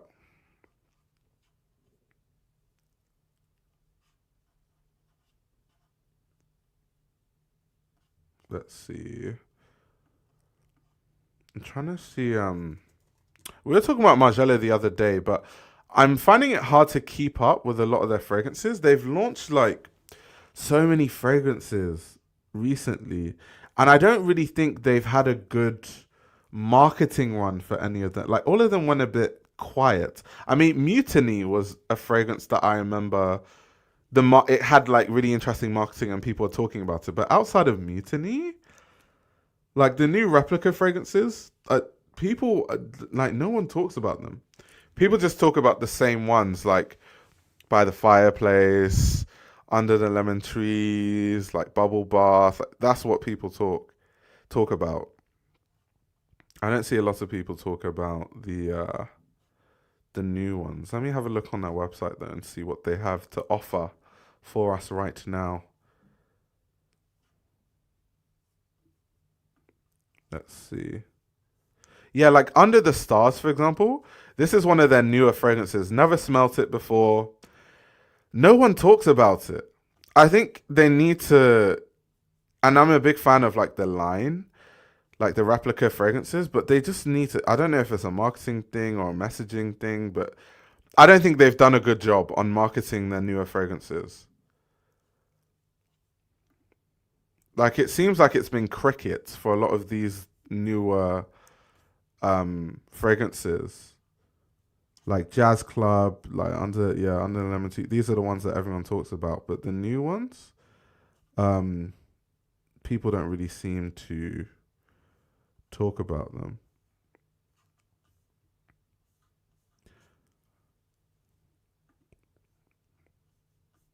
Whispers in the Library, paper and waxed wood. That should be interesting. I never smelt that, but that sounds like it could be interesting. But yeah, Margiela fragrances are cool. I just think their marketing is quite atrocious. I think I talked about this in, was it the last stream or the stream before, where I was saying that I was talking about Glenn Martins, and I was saying that if they can get the marketing right, because they're trying to be a $1 billion brand, they can really get there. But marketing, that's one part of Margiela that needs serious improvement. I don't know what they do marketing wise, but it's not. And I say this as someone that is in fashion, like in the industry. I don't see anything they do. It's interesting as someone who got into fragrances before clothes. I had a very negative and even tacky association with brands like Paco Rabanne or YSL for not being niche enough. I know, but I think fragrance heads are kind of like fashion heads. So I feel like what's that weird meme that they like to do, like the fashion iceberg? I feel like with fragrances, there's a fragrance iceberg where like you can let me see if I can find one of those memes so people know what I'm talking about. There's like fashion iceberg memes. Yeah, like stuff like this, right? So I feel like when it comes to fragrances, when you start getting into fragrances, obviously you learn about the most, unless your dad is some like fragrance savant. If you're like me, you get into the commercial stuff, that you learn about Creed Aventus, you learn like really, really like mainstream fragrances like Creed Aventus, Versace Eros, Dupe, Calvin Klein One. Like you learn about the most run of the mill fragrances, and then you start to get into fragrances as a concept. You learn about the fact that there are perfumers. This is really interesting. There's a lot of craft that goes into making fragrances. There's a whole industry here. There's a whole, Acqua di Gio. Yeah, those are like the early fragrances that you learn about, right? And then you're like, oh, this is actually like really interesting. There are people that fragrances don't just have to smell commercially nice, and everything doesn't have to be like an Ambroxan bomb. There's actually a lot of concept that goes into fragrances, and there are some perfumers that don't even care about smelling nice. They just make a fragrance that's supposed to make you feel a certain way or transport you into a certain place or a certain time period and all those kind of things. And then you get into niche. But then some people, when they start to learn and they get into that niche period, they reject everything commercial. And that's like a certain iceberg where they can't appreciate commercial fragrances, which I think is bad, because commercial fragrances has its place in in fragrances, right? And also the reason why a lot of brands can do their private lines or people can do all these things is because this commercial side exists. A lot of perfumers wouldn't have a job if it's not for all these like big commercial brands or these pharmaceutical companies where these perfumers make like the smell of the soap and stuff like that. So I find it really disingenuous. So the version of the kind of fragrance head that gets into niche fragrances and is like, you wear Eros, you're a basic bitch, ew, is the kind of fashion person that just learnt about Margiela tabbies and they think that they're on some upper echelon because they're looking at someone that is wearing Converse, like Comme des Garçons play Converse, and they're like, oh my god, you're so basic, you wear play Converse. And it's like, you're basically wearing what Margiela tabbies are like the high-end version of Comme des Garçons Converse. And you see a lot of people that first get into like niche fragrances, they buy those kind of niche fragrances. They buy like Perfumes de Marly, they buy stuff like Menswear, like really like mainstream. I don't even know if you can call it niche, but whatever. They buy like Creed. They might not buy Aventus, but they'll buy like Silver Mountain Water and like Millésime Imperial. They'll buy those kind of fragrances. And then they might go higher into the pyramid where they're like, okay, now I'm going to get custom fragrances made.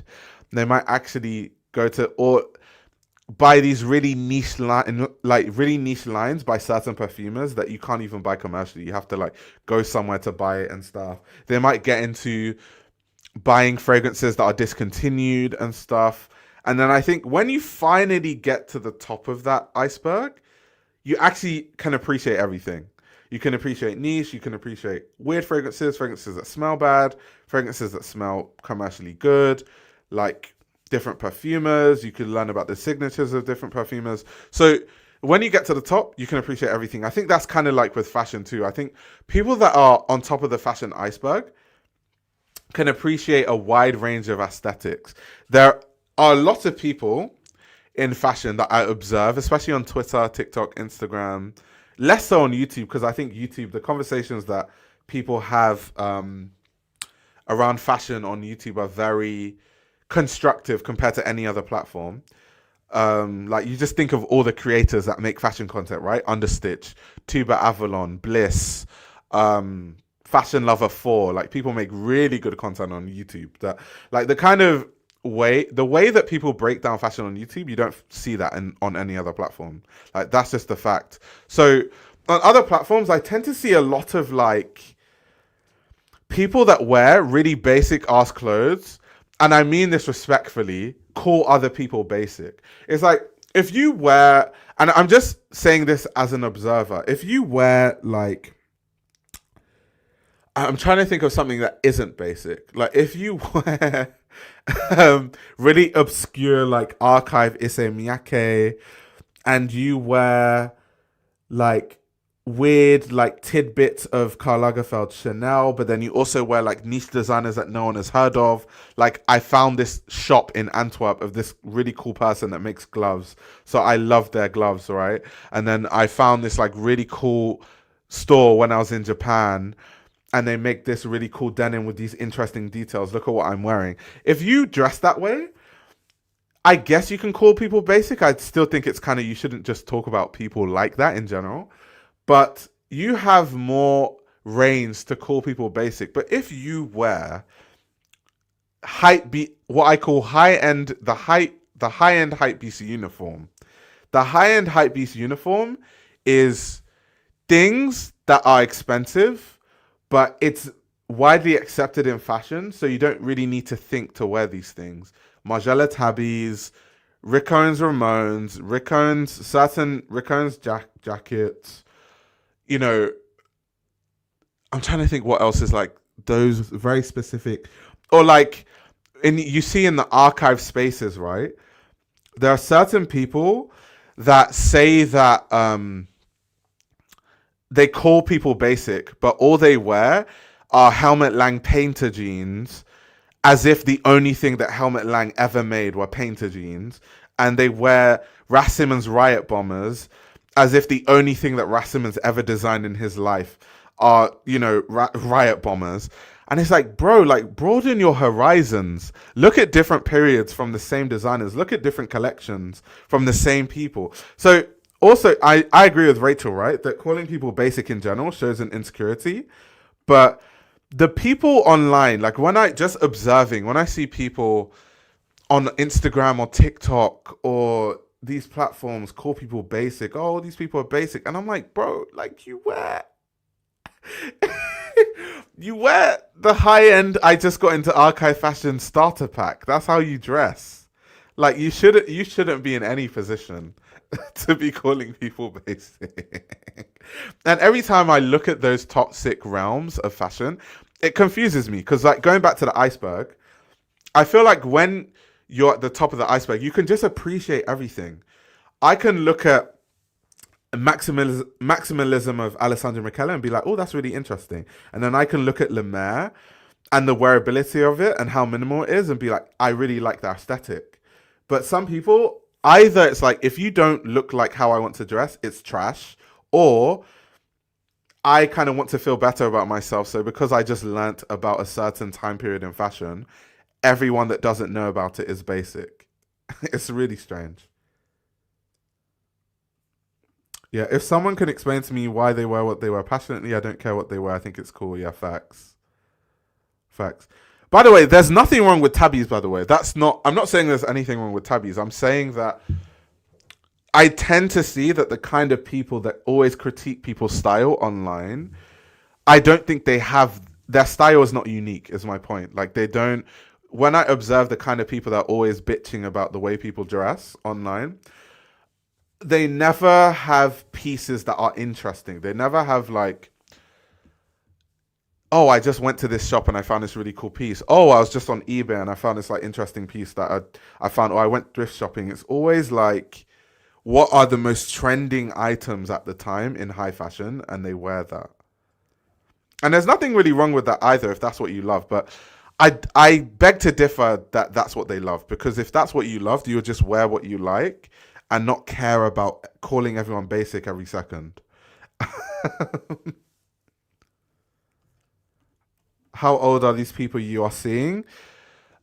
Approximately from around the age of maybe like 18 to like 27. It's definitely Gen Z. I see do this more. Actually, no, that's a lie. That's a lie. I see millennials do it too. That's a lie. That's a lie. I do see millennials do that a lot too. Because I see millennials talk about Demna's Balenciaga that way, for sure. A lot of millennials I see say, oh, these kids don't know anything about fashion.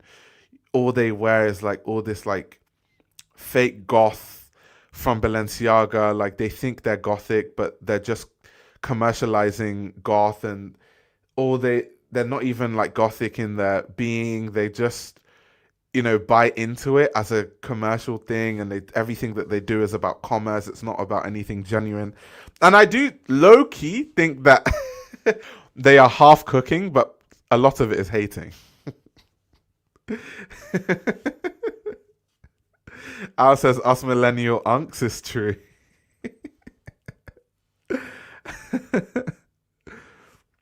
I mean, I'm Gen Z, so I see a lot of people my age hating like crazy.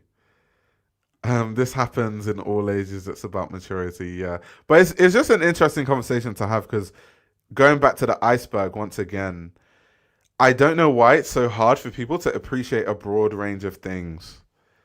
I don't know why it's so difficult for people to do that. People do that in fragrances, people do that in fashion. Of course, we were talking about fragrances, because people that are into fragrances know that people do that. The second that people get into niche fragrances, they just start talking about how every designer fragrance is basic, and it's this and it's that.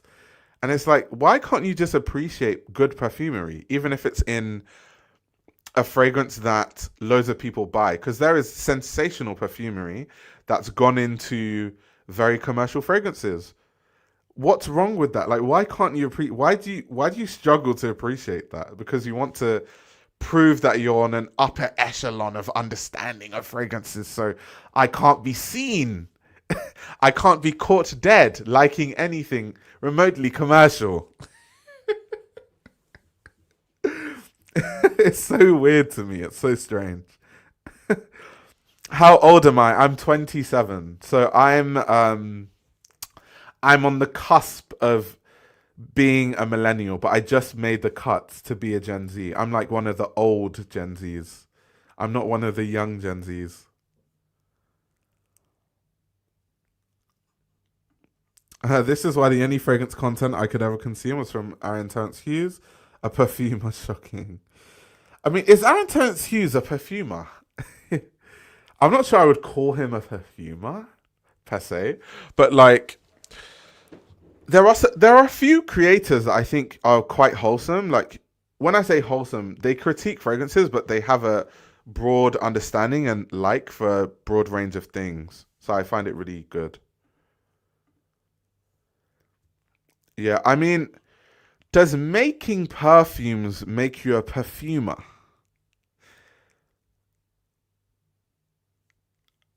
Wait, does Aaron Terence Hughes? Wait, let me do some research. Does he have a?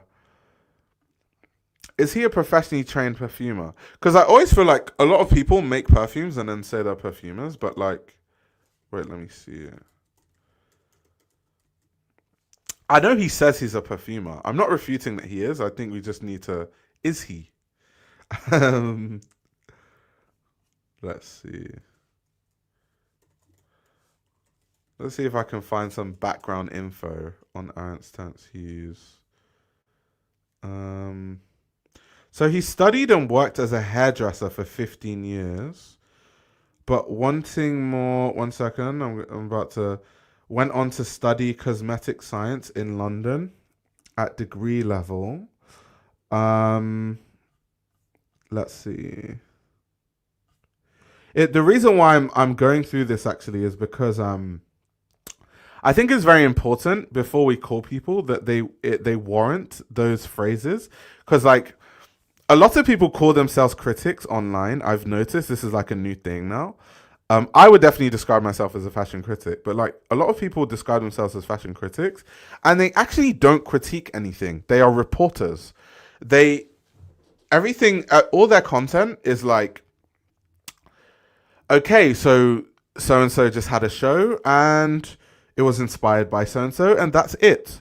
No critical thought, no critique, no contextualization from anything that's the brand has done in the past, no bringing in how it relates to the broader, realm in fashion, no understanding or conversation around who has designed there before and how that collection actually fits into the context of that. Just nothing. Just a whole bunch of press release reading, but then they call themselves fashion critics. So when it comes to perfumers, I think a lot of people online call themselves things, but I think I always have to ask the question, are they actually that though? But with Aaron Terence Hughes, apparently he studied cosmetic science at degree level. And then apparently he decided to leave after 1 year as it wasn't challenging enough. Then he moved to Cardiff to study chemistry. And 2 years later, he got his degree in chemistry after a few years of working for a pharmaceutical company and 2 cosmetic companies. He decided to launch his perfume house. Okay, so he's actually a perfumer, for sure. Upon doing some research, he's definitely a perfumer. But you definitely have to ask those questions, because on YouTube, I've seen a lot of people like call themselves perfumers, and they literally hire perfumers to make their fragrances for them. They just own fragrance houses, like they own fragrance companies. Owning a fragrance company does not make you a perfumer. I totally get where you're coming from, but unless he blatantly lied about his chemist degrees, he's definitely fully licensed and studying in perfumery. Yeah, he is. He's, upon reading about it, I definitely think he's a perfumer. Al said, like Roger Dove. Yeah, exactly. Like, Roger Dove is not a perfumer, but Roger Dove is like a perfume historian in a way. He has very deep, strong knowledge on the history of perfume. And also, he just knows more about perfume than the average person, than most people. And he also has a very successful fragrance line. But he's not a perfumer, though. Like, he's not a perfumer. So that's the thing. But I feel like he would refer to himself as a perfumer, even though he's not. So that's what I mean. Like, a lot of people online, I think it's just a thing. Like, people just call themselves things. I think it helps people market themselves, but I don't think it's good to call yourself things that you're not. Because then what happens is people, over time, you just end up in scandals where people are like, you don't even do that, though. And this is true. Nothing bad about having a brand and not being a perfumer. Sir Zutan used to, and Frederick Marl too. Great creative people, just not trained a perfumer. Yeah, facts. I just think that words have meaning, and we need to use words the way that they intended to be used.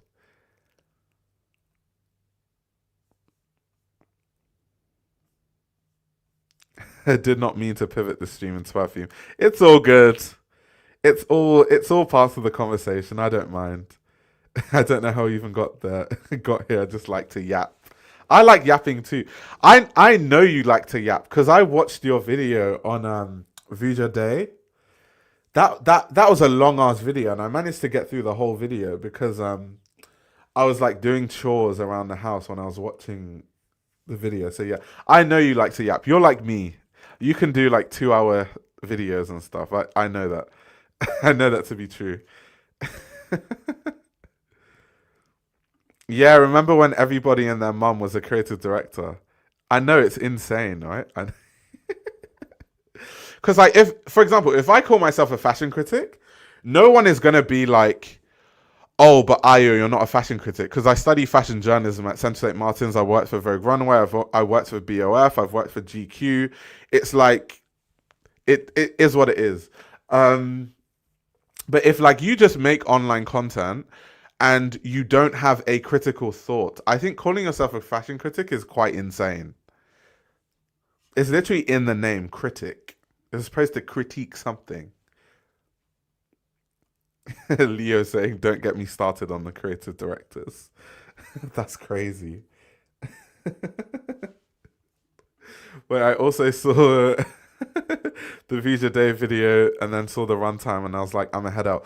You can treat it like my stream. So what I do with my streams is, yes, they are long as hell. Of course, I do clip them into shorter videos, but I also add timestamps. So you can like come to the video at some point and then you can come back. So for example, once I come off this stream, it will be timestamped into the Lemaire section, the Dries Van Noten section, the fragrance section. So people can just come and go and like, you know, decide what parts they want to watch and then come back. Or some people come for a very specific thing. Like there'll be Dries Van Noten fans that only want to know what I have to say about Dries. And that's it. They won't come for Lemaire. They won't come for anything else. I'm surprised so many people watched, and the comment section was exactly what I was hoping it would be. Passionate, strong takes. Yeah, I thought the comment section was really good, actually. I think a lot of people had a lot to say.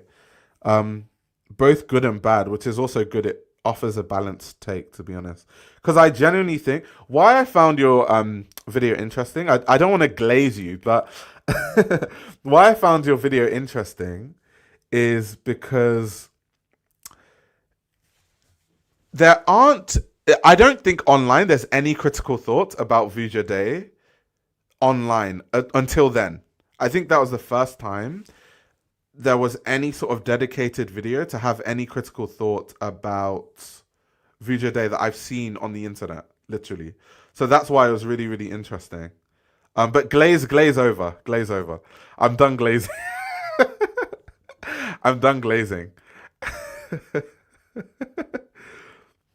Did we talk about... Are you talking about Ludovic de Saint-Saëns? So I talked about Ludovic de Saint-Saëns for Jean-Paul Gaultier in yesterday's stream. Slightly, though. We just kind of looked through it. But I'm going to do a more detailed review on the show in the future. For sure. Ayo saying glaze proves he's Gen Z. Yeah, a lot of commentators do pretend to be critics, which it's fine. I think...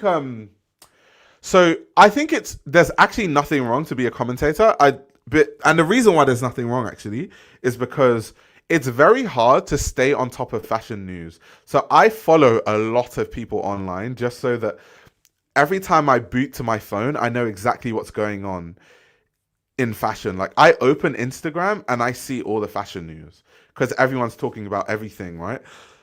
But I think why people call themselves critics is I think people think that if you call yourself a critic, it makes people take you more seriously.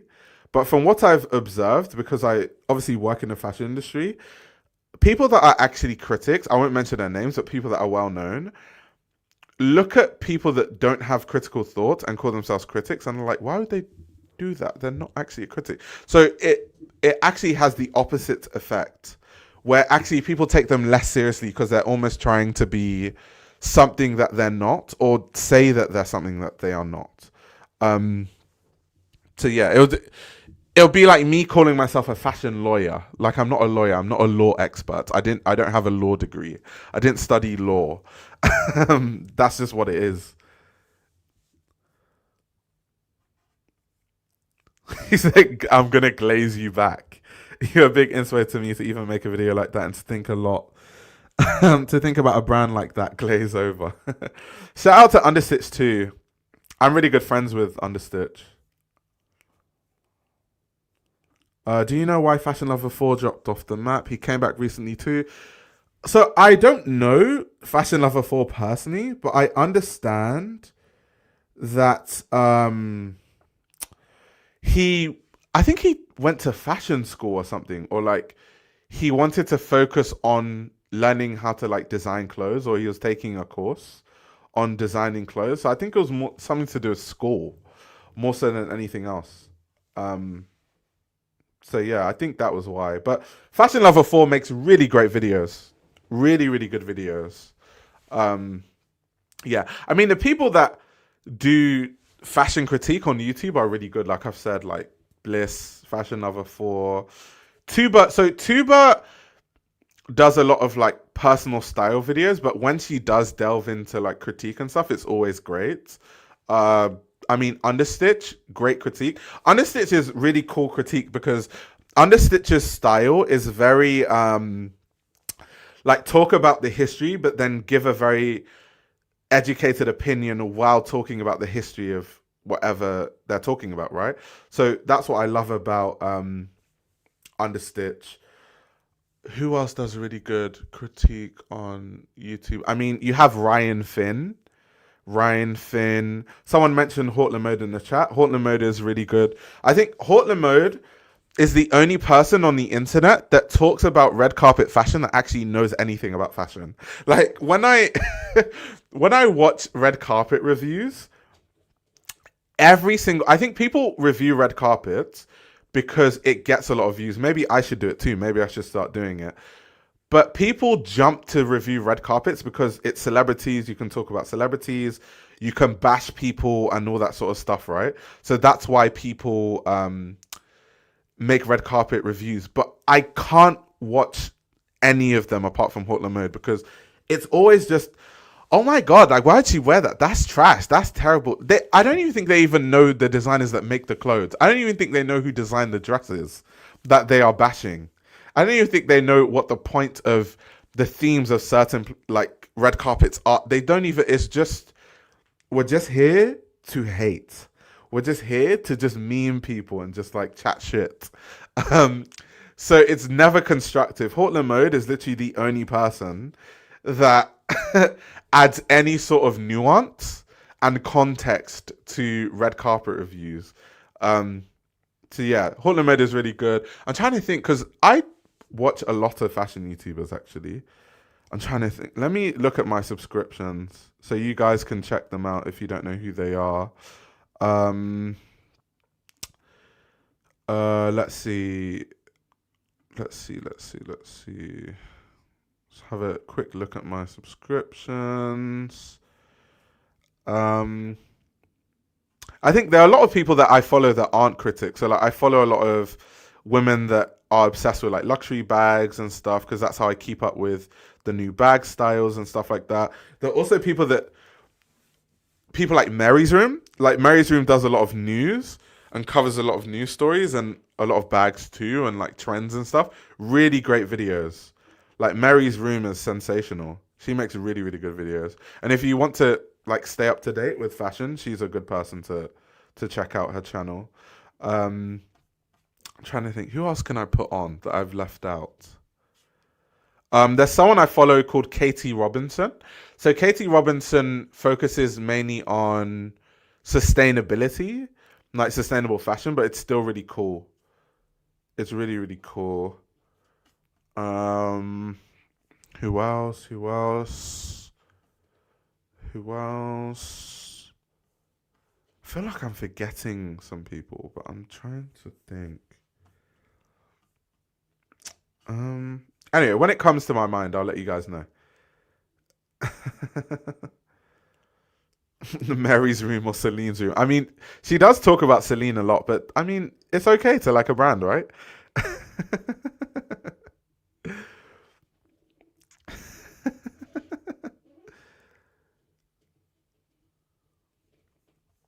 That's funny.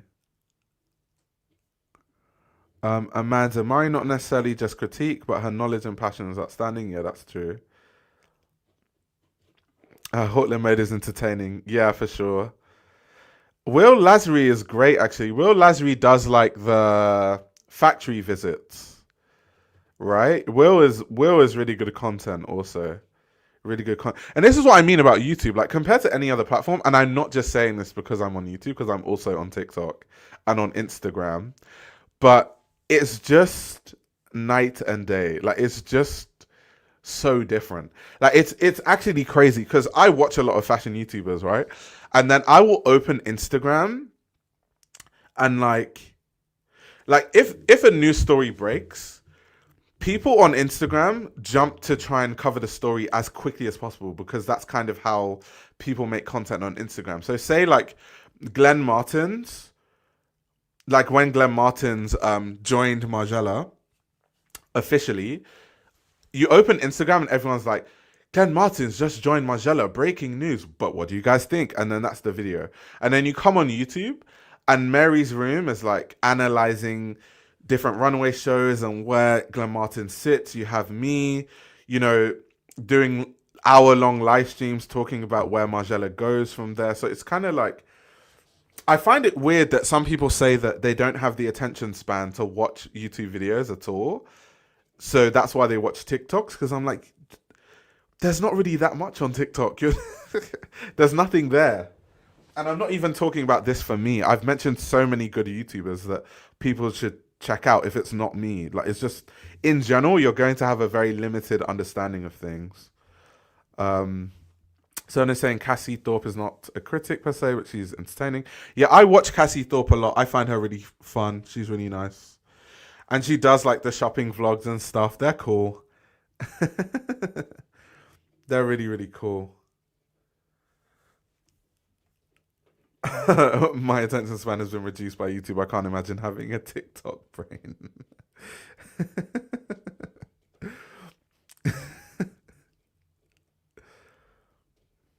This is why I love YouTube. I feel like there's so much more passion and substance on YouTube in this space.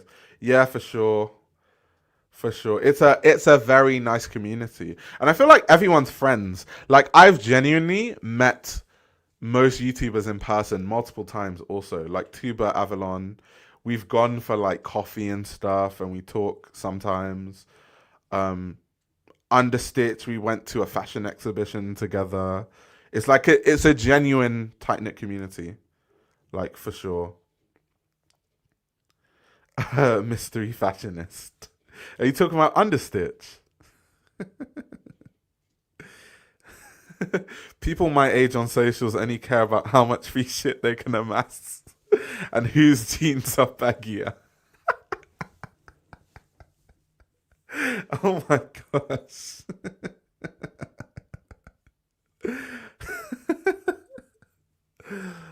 Oh my gosh. That's hilarious. That's actually hilarious. Okay, Super Jacob. So I think that Super Jacob makes good videos. I genuinely think that Super Jacob has really good analysis, especially when it comes to specific luxury brands like Chanel. I think Super Jacob is really knowledgeable about Chanel. Why? I think Super Jacob is the only person I can't watch because Super Jacob is always like shading every other fashion YouTuber that makes any like similar videos, including me, including other YouTubers that I've mentioned before. So I'm not really a fan of Super Jacob because fashion, like I said, the fashion YouTube space is a very tight-knit community. And I think Super Jacob is one person who I think, I don't know why, but I don't know what it is, but always feels the need to say bad or negative things about every other fashion YouTuber in the space. I don't know why. So that's why it's always a hard watch with Super Jacob. But apart from Super Jacob, everyone else I'm like a big fan of. Like, it's just very, I feel like everyone on YouTube is on YouTube to like share their passion for fashion, where Super Jacob slightly gives a vibe of like, okay, they're here to talk about fashion, but they're also here to like bitch about everyone and be mean about everyone for no reason. Like, it's not about critique. You're not critiquing clothes. You're genuinely calling people like Super Jacob literally called me, what did Super Jacob call me? Can you guys in the chat remind me? What did, like, Super Jacob said that, one, I'm ratchet, which low-key has like air of racism in that. What else did Super Jacob say? Like Super Jacob made fun of my accent on a stream once. That's how I knew Super Jacob was talking about me, is because Super Jacob used my accent, like did an English accent, and then said things that I had exactly said, and then called me ratchet and all these other things, right? Which is weird. And just not why I'm on YouTube. I'm on YouTube to critique fashion and talk about fashion. So Super Jacob is like the only YouTuber I wouldn't recommend. But if you want to check out his content, I wouldn't like check it out. I think he has good analysis and critique, to be fair. So yeah, I just think he feels the need to. Okay.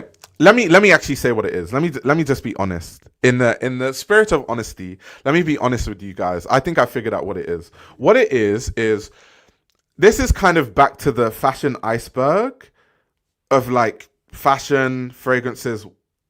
Once again, I think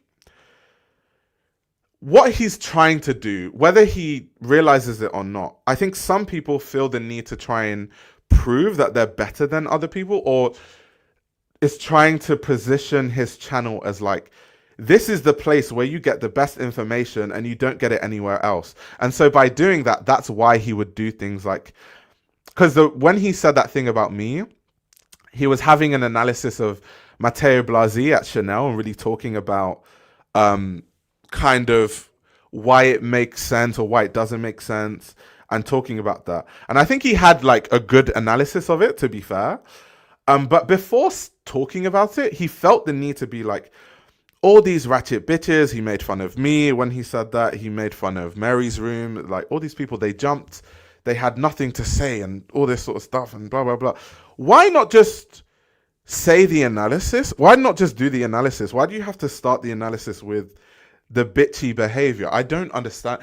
And Super Jacob just reminds me, when I think of Super Jacob, I think of like, when I think of what I don't like about the fashion industry, like people that are just bitchy for the sake of bitchy, mean for the sake of mean, you know, the whole like, my personality is fashion and nothing else. When I was younger, I grew up on Devil Wears Prada and I always aspired to that. It's kind of like, that kind of fashion is not what I'm in fashion for. And anyone that behaves that way is the reason, like when I say that when I tell people that, oh, I don't really like going to Fashion Week, it's not because I don't like designers. It's not because I don't like design. It's not because I don't, like all these things. I love fashion, but it's the people sometimes. It's the people that just make it so hard. And Super Jacob reminds me of that, like gives me a reminder of those kind of people. So that's basically my analysis on Super Jacob. But it's literally only Super Jacob that does this, by the way. No one else in this fashion space does this. Only one person. So yeah.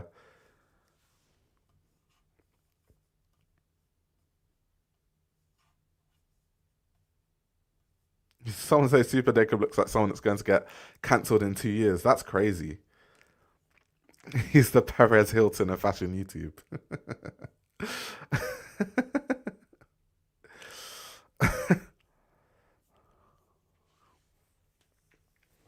But yeah, that's my synopsis. Since you guys brought him up, that's my synopsis. And I'm only going to bring this up because when he made fun of me, he didn't mention my name, and I don't like that. I grew up in an area and in a time when if you're going to be bitchy about someone, you have to mention their name. You can't do the subliminal stuff. That's a bit childish. So that's why I would mention his name, because I know, and people sent it to me because I obviously have a Discord and everyone put it in the Discord and was like, oh my God, have you seen this? He's literally specifically talking about you. So yeah.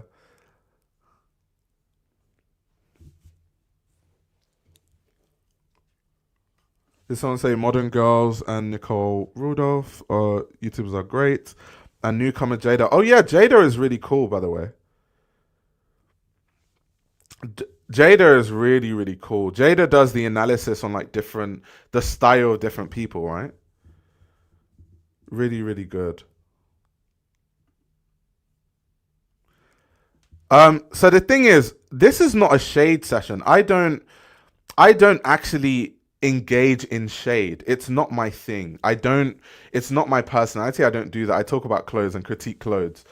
Um, I was just addressing something. I'm not being shady about Super Jacob at all. I'm just genuinely saying what it is. Like, if you're bitching about someone and making fun of people unprovoked, you are not a nice person.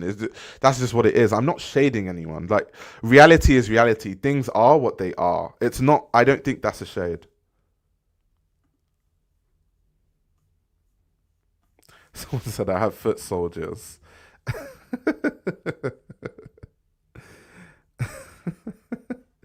The Discord link doesn't work. That's strange. Try the link should be in the description of the live stream.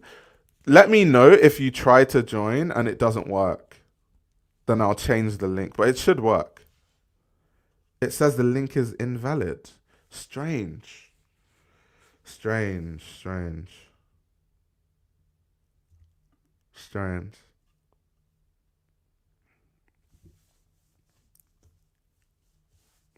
I'm gonna need to change it. I'm gonna look into that and update it later. Um, Someone said it's fine to enjoy both of our content. By the way, I'm not saying you shouldn't watch him. I'm just saying that I personally find it hard to watch someone like that. But if you enjoy it, enjoy it. I'm not gonna control what you do or don't watch. That link may be old. Got to make a new one every year or so. Interesting. But the link I put for the Discord in the description is supposed to be a link that's endless, like unlimited clicks and all that sort of stuff. So I don't know why it wouldn't work. That's odd. That's really, really odd.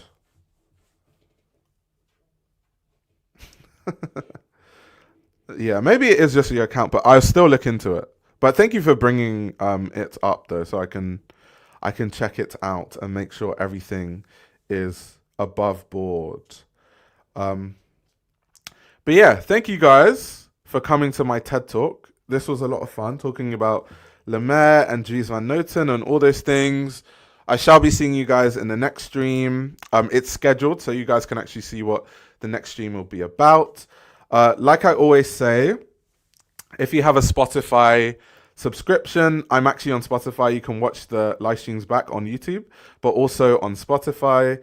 You can follow me on Twitch, of course. Also, you can join the Discord. You can check me out on Patreon for extra content. And I'll be back soon, guys. It was really, really fun to see you guys.